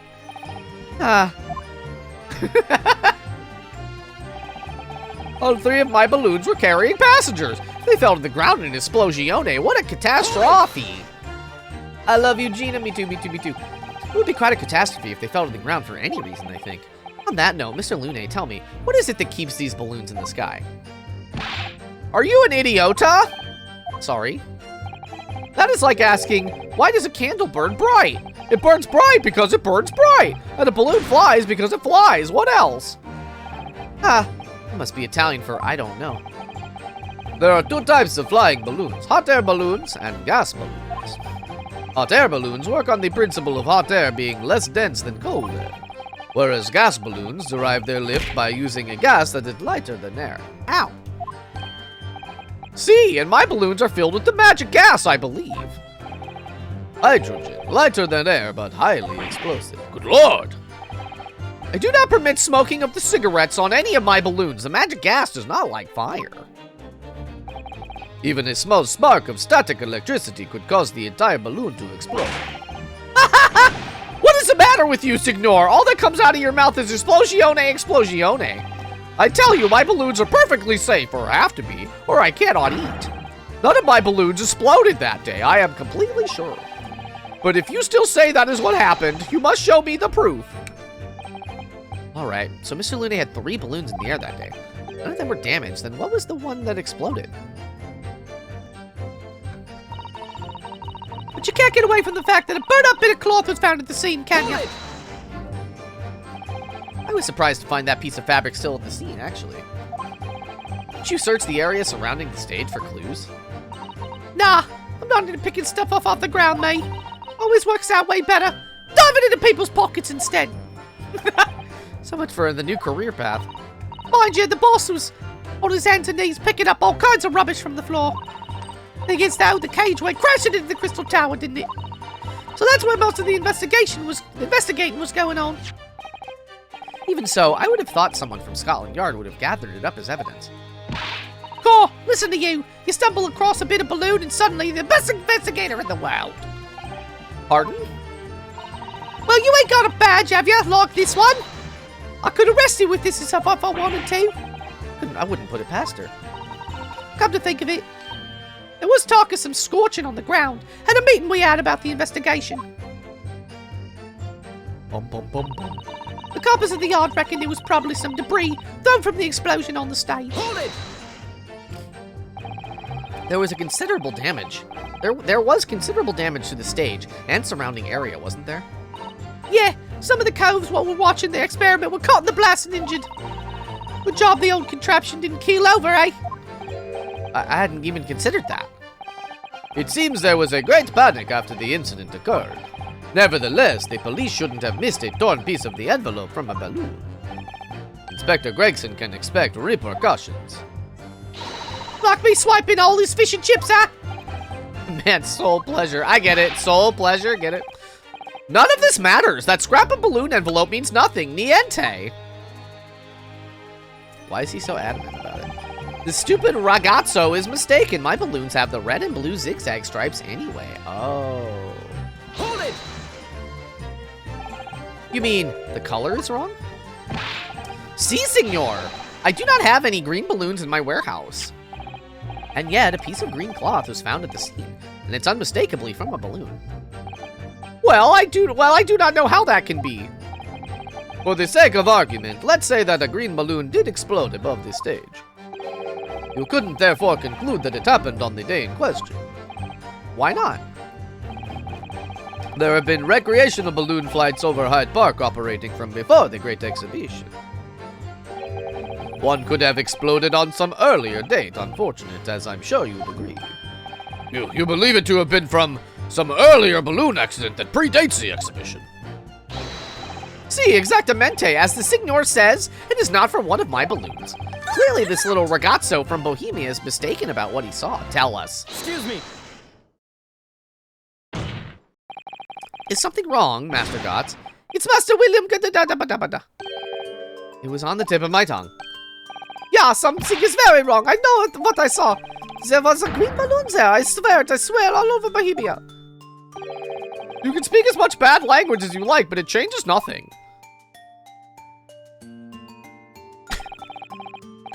If you do not have evidence, ragazzo, then I must tell your parents to punish you, huh?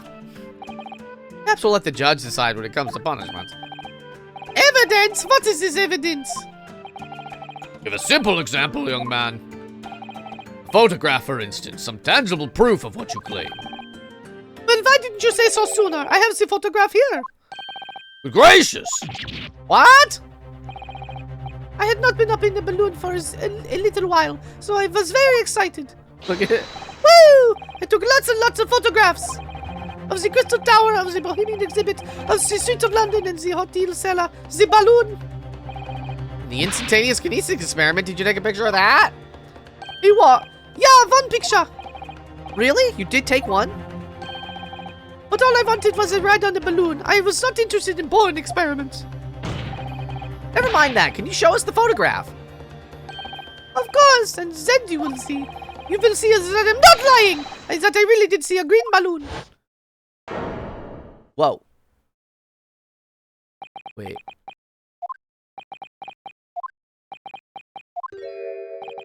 Well, I see you are all too shocked to speak. Yes, I think shocked is indeed the word, young man. Little Prince coming in with a steel chair. Yeah, perhaps you cannot see that it was a green balloon from this photograph, but that is not my fault. That is the fault of the stupid person who made the camera. Wow! Why does the crying have the dots on it? Come on. That's so funny. There's one very bohemian sounding cry.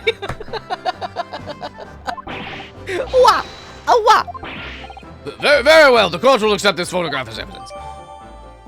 I would like to look at this very much. It's not my fault. It's the fault of the person who made the camera. Well, never mind. I'm sure you've got plenty of wonderful sepia memories to take home with you. In any case, when exactly did you take that photograph? Well, it was on the day of the big explosion. Sniff. Cries in Bohemian. You don't say. When I pressed the shutter release, there was this very loud bang, and a hot wind rushed over my face. That means this photograph was taken a split second before the explosion occurred. Well, if you ask me, this black and white photograph changes nothing. I could not give the flying fig. Lovely language you picked up. Alright. As I thought, Mr. Luna's testimony doesn't quite add up. The young Bohemia boy claims to have seen another fourth balloon. Mr. Lume vehemently denies the possibility, and it's hard to imagine the man in charge could be mistaken about the number that were in the air. Still, this inconsistency must tell us something, I'm sure. Bum bum bum bum bum bum bum bum bum bum bum. Okay. So let's look at this photograph. So there's a big... So I guess that's supposed to be the other balloon, but it's not exactly like...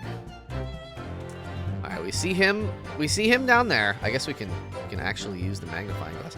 We can see him down there. He's pulled the lever. The other guy supposedly is in here. The laser has not been upturned yet. But there's what's going on here? Like, oh, you know what? There's a bunch of steam and stuff. I bet you that whatever this is like this is a projectile. Maybe that's the screwdriver, perhaps. That would be a little crazy, though. All three of my balloons were carrying passengers. Ah. Let's save one. Let's save scum one more time. Bum bum bum bum bum bum bum bum bum bum bum bum bum bum bum bum. Okay. So I think that they're the world's only spotless giraffe. I did know that, actually. I heard about that. I love giraffes. I think giraffes are very cool. I don't know why, but I just like that. Yeah, there's no passengers in that balloon, so that's gotta be what we're doing here. Objection. There we go, okay. Unfortunately, the photograph Mr. Gotts took can't tell us the color of the balloon. New horse just dropped. But it can tell us something else, something crucially important. What? It shows that the pictured balloon wasn't carrying any passengers. Ah, my goodness, you're right. But surely all the balloons would have been carrying passengers. There would be no sense in it otherwise. See, they are all for pleasure for seeing the view. My balloons only fly with passengers. Like Gamu. Which tells us that the pictured balloon isn't one of them, so when the incident occurred that day, there was a fourth balloon in the skies above the experimentation stage. The mysterious green balloon. I know nothing, niente. I can only tell you one thing. If this balloon was not carrying passengers, then it was not one of mine. Come on. Objection! There are illegal tradesmen everywhere you care to look. Clearly, one such entrepreneur decided to capitalize on the opportunity presented by the Great Exhibition, and managed to operate balloon flights on Mr. Lune's patch without him realizing. See, the competitione, trying to steal my profits. I did not notice because of the experimentio that went wrong on the stage. This fourth balloon exploded at the very same moment Mr. Asman was beamed from the stage below. Right, so them scraps that fell on the ground after and left them scorch marks, they didn't come from the stage at all. It was bits of the balloon raining down. Because no one saw it, it didn't get no attention. Mysterious fourth balloon carrying no passengers, silently floating over the experimentation stage. This photograph shows us nothing more. A stray balloon carrying no one and operated by some rogue trader. Clearly, it has nothing to do with the case. Hydrate, thank you. Its relevance does elude me, I must say. The court has seen sufficient evidence and heard ample testimony already. The prosecution calls for this trial to be concluded. No, what do you mean? Nah, baby. Really? Have we really got to the truth? Yet? No, I can't let this opportunity slip away. The jurors' minds are made up and not in our favor. What else can this photograph tell us? There's nothing more. Is there nothing more we can learn from it? There's more! Objection! Yeah, she just eating corn. I don't know what her deal is. Ladies and gentlemen of the jury, wait. Please don't give your decisions yet. I like that the corn is a thing that you're taking issue with. Not Van Zeeks' wine, not my sword, not this balloon man's like hat or anything. It's the corn. Corn. Come on. The photograph of Master Gotts may well be hiding one more vital clue. What's that? Whoa!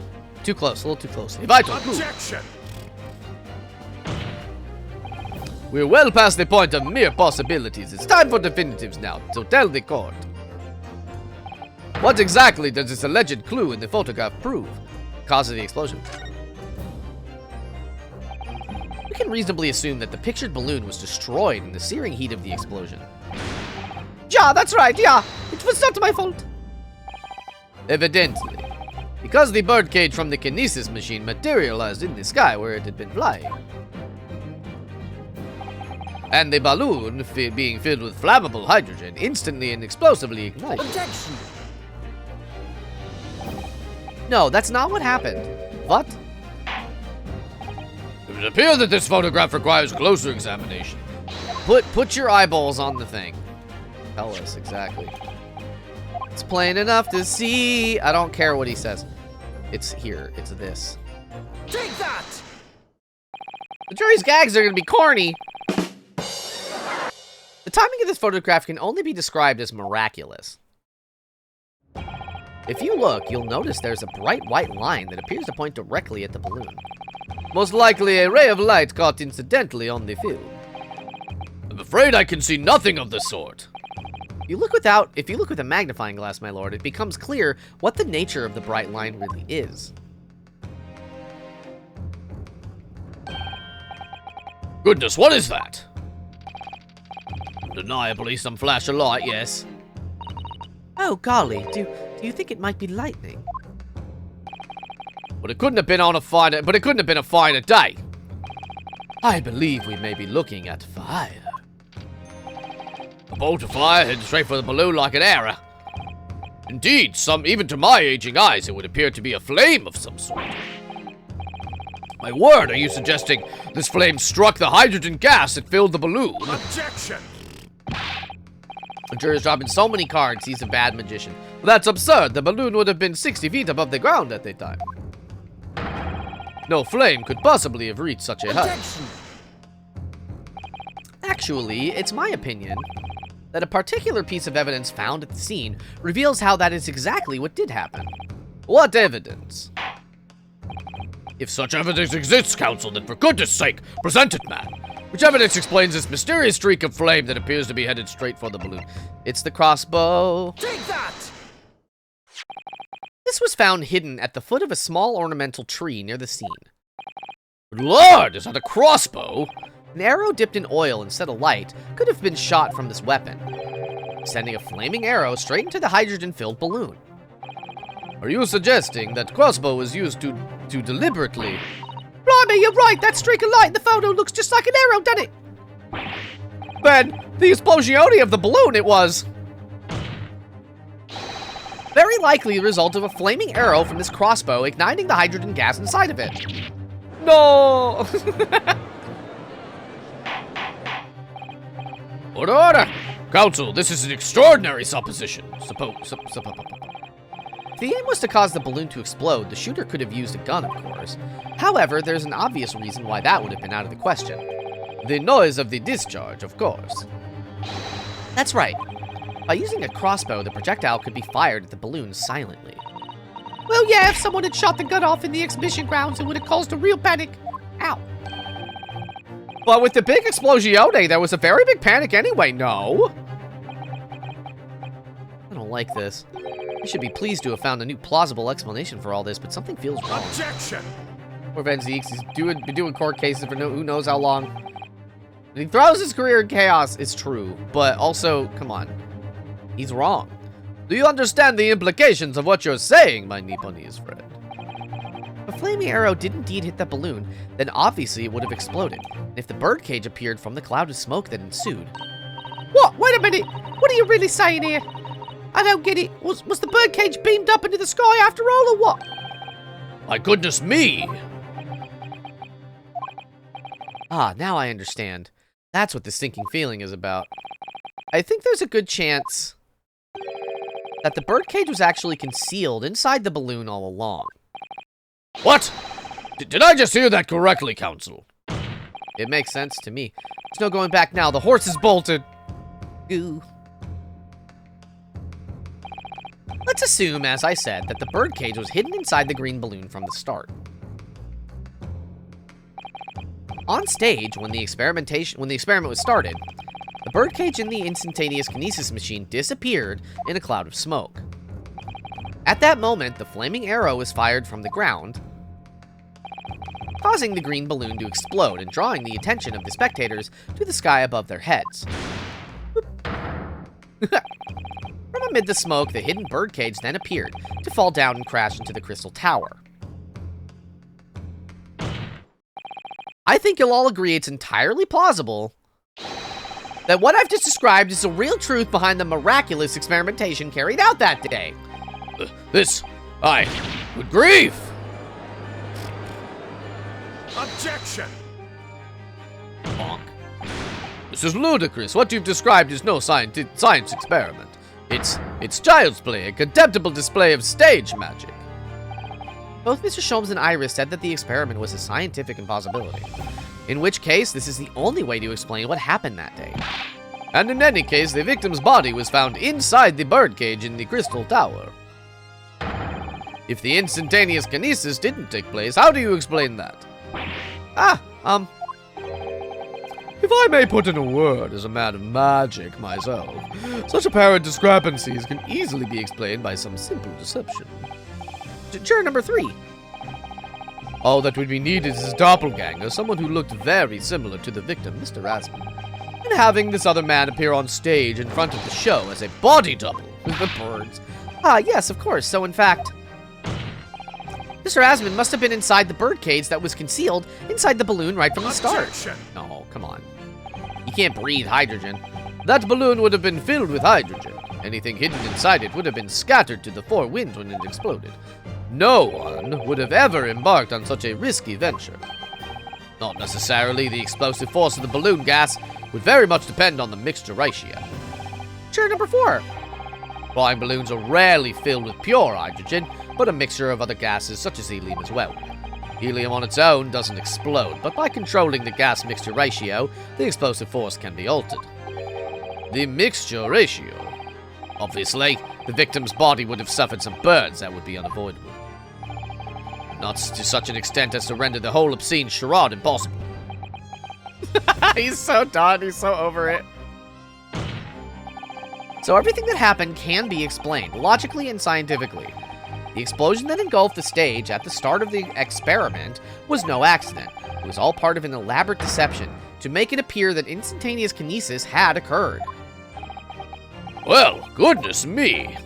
And if we accept that this is what happened, it means that the victim, Mr. Asman, was never present on the public experimentation stage to begin with. Ugh. In short, he couldn't have been killed by the defendant, who was on stage in full view the entire time. Ah! I love Van Zeek's. Djibouti? What? Djibouti? This will be very hard for the prosecution to counter. Lord Van Zeeks can't credibly maintain that Professor Harebrained is a suspect now. Is it our science man? No. It is. Mr. Naruhodo, I appreciate your efforts, thank you. Professor, But you can stop now. You keep your mouth shut, please. sorry. What's this all about, Mr. Harebrained? I, Albert Harebrine, hereby confess that it was all me who stabbed Mr. Odie Asman. Yes, it was me with my faithful friend and partner, Andrew the Screwdriver. What are you doing? Uh-oh. Order, order! Defendant, explain the sudden confession. Professor Harebrained, what are you talking about? It's what I've said all along. I must protect my hypothesis and my precious machine.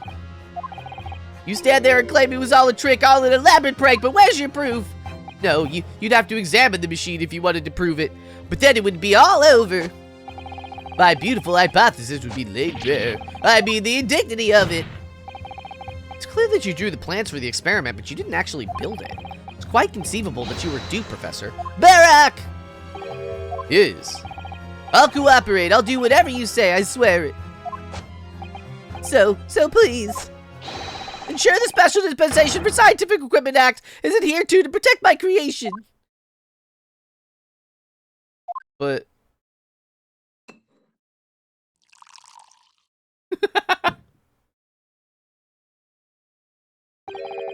Pray forgive the discourtesy of filling my hollow chalice at this critical juncture. Here's to my learned Nipponese friend. What? And his upcoming attempt to clarify the defense's position in the light of the accused's confession. Do you intend to formally assert that the experiment was nothing more than a conjuring trick? Because the moment you do, the Special Dispensation for Scientific Equipment Act that protects the professor's invention will cease to apply. The prosecution will then demand a rigorous examination of the machinery involved in order to establish the truth.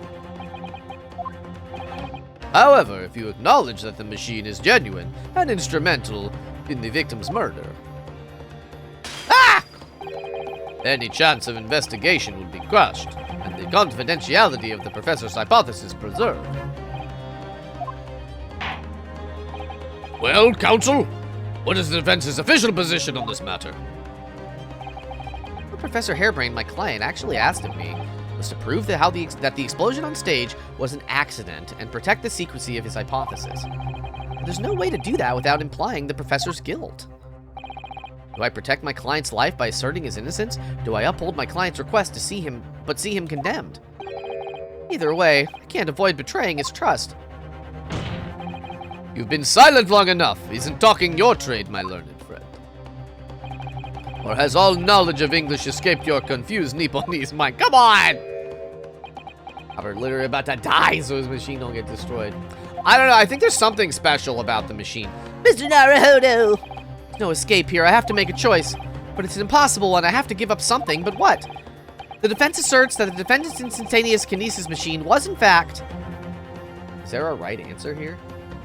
I don't know.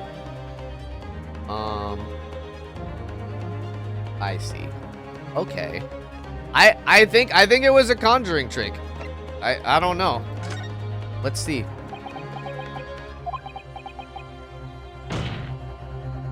Ah! Is he not gonna say it? No, I can't say it. My client places faith in me. I can't just let him down. What must I give up on? It's not the question you have to ask yourself here. It's what can I protect? Who's this? Susato! Hello again, Mr. Naruhodo. It's been far too long. Susato-san! She's got her DLC outfit that I put her in. Hiya! I've been Susato takedowned! My first Susato takedown in 6 months. There'll be time to talk later, Mr. Naruhodo. For now, we must concentrate on the task at hand. I love her. Just working out what not to give up on, but what I can protect. Wait. Professor Hairbrain. Ah, yes. Yesterday you told me that science is the pursuit of truth. Well, my job is to pursue the truth too. Yes, of course. Personally, I believe that you didn't stab Mr. Asman. I think you've come to realize something yourself too, haven't you? That your experiment and the machine you built with the victim are questionable. The truth behind that is what we both must pursue now. Ah! Woo! He does that so daintily. So, you finally opened your eyes. What? And as for you, Albert, you can't ignore this any longer. Oh. Having heard my learned friend's assertion, don't you have something to say? Barak! Lord Van Zeeks. Gosh, I never heard him speak that way before. In truth, there is one thing, something I've remembered that's of relevance. What? On the day it happened, just before I began the experiment, I saw a man near the stage. A man holding that crossbow. I beg your pardon! Oh my god! Professor! Did the man have any distinguishing features? What did he look like? Tall, taller than me, and thin, thinner than me, with straight hair, straighter and whiter than mine. Let me see. One less lens than me, too, a monocle, a rather stylish black monocle. But one thing in particular will help positively identify the man. You see, I know him very well. After all, he's the engineer who built my invention. What? He built the machine. Why didn't you lead with that, bud? That's right. Mr. Asman introduced him to me a year ago. He's a man by the name of Enoch Drebler. Enoch? Rebler? What? Does this name mean something? Members of the jury seem flustered. Not a name any scientist wishes to hear. The man's an abomination. Not the name any conjurer wishes to hear either. What on earth is he? Afraid this isn't the first tale of this nature that I've heard in scientific circles in connection with that night. There's talk of other flamboyant experiments that turned out to be nothing but staged trickery in the end. Obviously, the rascal is after the government's research grant money. When magicians are in need of money, I have heard of them resorting to these underhand tactics. Some acquaintances of mine with experience of such things have mentioned Enoch Drebler's name before. The Pokemon? Man is both an engineer and a magician, yes. We're both dealing with an unparalleled confidence trickster here. That's Enoch Drebler for you. Whoa! Whoa! Whoa! So excited to meet Drebler. He's one of the best witnesses. Oh my god. Hell yeah.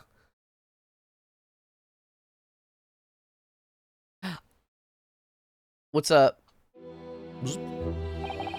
So it's true then. My invention, my great machine, it was just a grand illusion.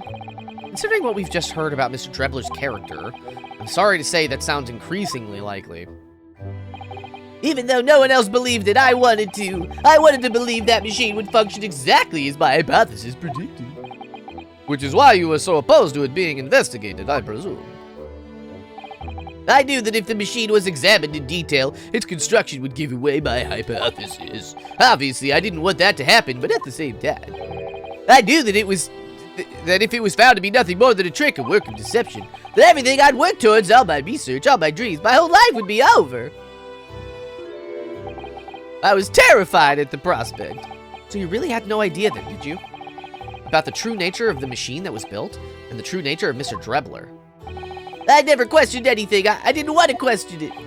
It's entirely possible that Mr. Asman and Mr. Drebler were working together to use you as a means of fraudulently acquiring the research grant money. Yuzuki, hello. Welcome, welcome. Ah! When I announced my invention to the crowds that day, it was the finest moment of my career. I pulled all the levers and turned all the dials in exactly the way Drebler had described. Oh! When the smoke suddenly started billowing out, I panicked. I didn't know what was happening.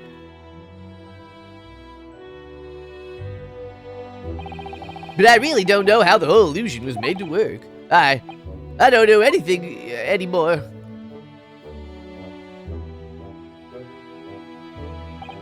Let me confirm one final point with you, Professor. Do you now consent to the prosecution submitting the necessary paperwork to release your invention from the protection afforded by the stupid act that has a long name? Yes, please go ahead. I'm very sorry.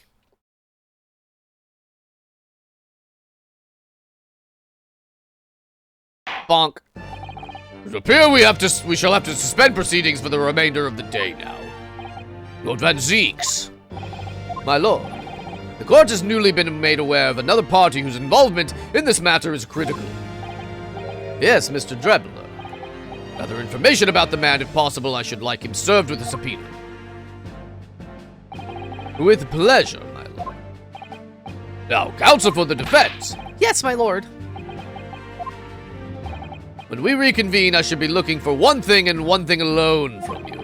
Evidence that the defendant is innocent of the crime for which he presently stands accused. I understand. Good. In that case, this court is adjourned until tomorrow morning. Enoch Drebler is the name of the victim in the first Sherlock Holmes novel. Oh, that's fun. They have a lot of that crossover. It took me I forgot that Inspector Lestrade is a Sherlock Holmes thing, and Gina Lestrade is now Inspector Lestrade, you know, self-appointed, but I didn't put together the last name thing until the second game. That's what he sounds like. Oh, Mr. Naruto. Yes. I'm so sorry. I was wrong. You were right. I tricked you. You trusted me. I dragged you into my mess. Oh, how did it ever come to this? I'm so Sorry. Did you really have no idea, Professor? About what Mr. Drebler was really up to, I mean? About what he was really constructing? Naturally. That machine was the embodiment of my hypothesis, of all my hopes and dreams. I had complete faith in it. Alright, in that case, I won't say any more. Now, sadly, the murder accusation against you still stands, so we must do as much investigation as we can before the trial resumes tomorrow. Yep, push it up. Well, thank you for doing so much for me. Toby the dog. I don't remember that character. I love this outfit. It's so cute of hers, this DLC. She's got the goggles have little sakura blossom petals in it. Forget it. I'm so sorry for arriving late this morning, Mr. Naruhodo. Arriving late? Didn't you receive my postcard? I wanted to let you know when I'd arrive. Postcard? What postcard? I had it from your Rono, so it would be a surprise. Well, that don't work. I was surprised, all right, especially when she threw me to the ground. Oh dear, I'm so sorry. I was just so happy to see you again that it sort of slipped out. Maybe we could stick to more traditional displays of emotion in future. Susie's train was late into London Victoria this morning, a sight. Oh, it made the coachman really whip the horses hard so she didn't miss the whole trial. I was watching from the gallery for a while, but in the end, I'm afraid I couldn't contain myself. Well, I'm glad you didn't. Oh! Having you at my side in court gives me the strength I needed to win. So, I'm delighted to see you back in London. Oh, you're too kind, Mr. Naruhodo. I'm delighted to be here. I hope I can continue to be of service to you. Of course. So, what brought you back? Did Professor Mikotoba not protest? Let's save all that conversation for when we're back at home, shall we? You know, I've made one of my most special blends ever for this special occasion. Oh, Iris, how wonderful. I can't wait. She'd been on a boat for 45 days. Sato-san was back in London.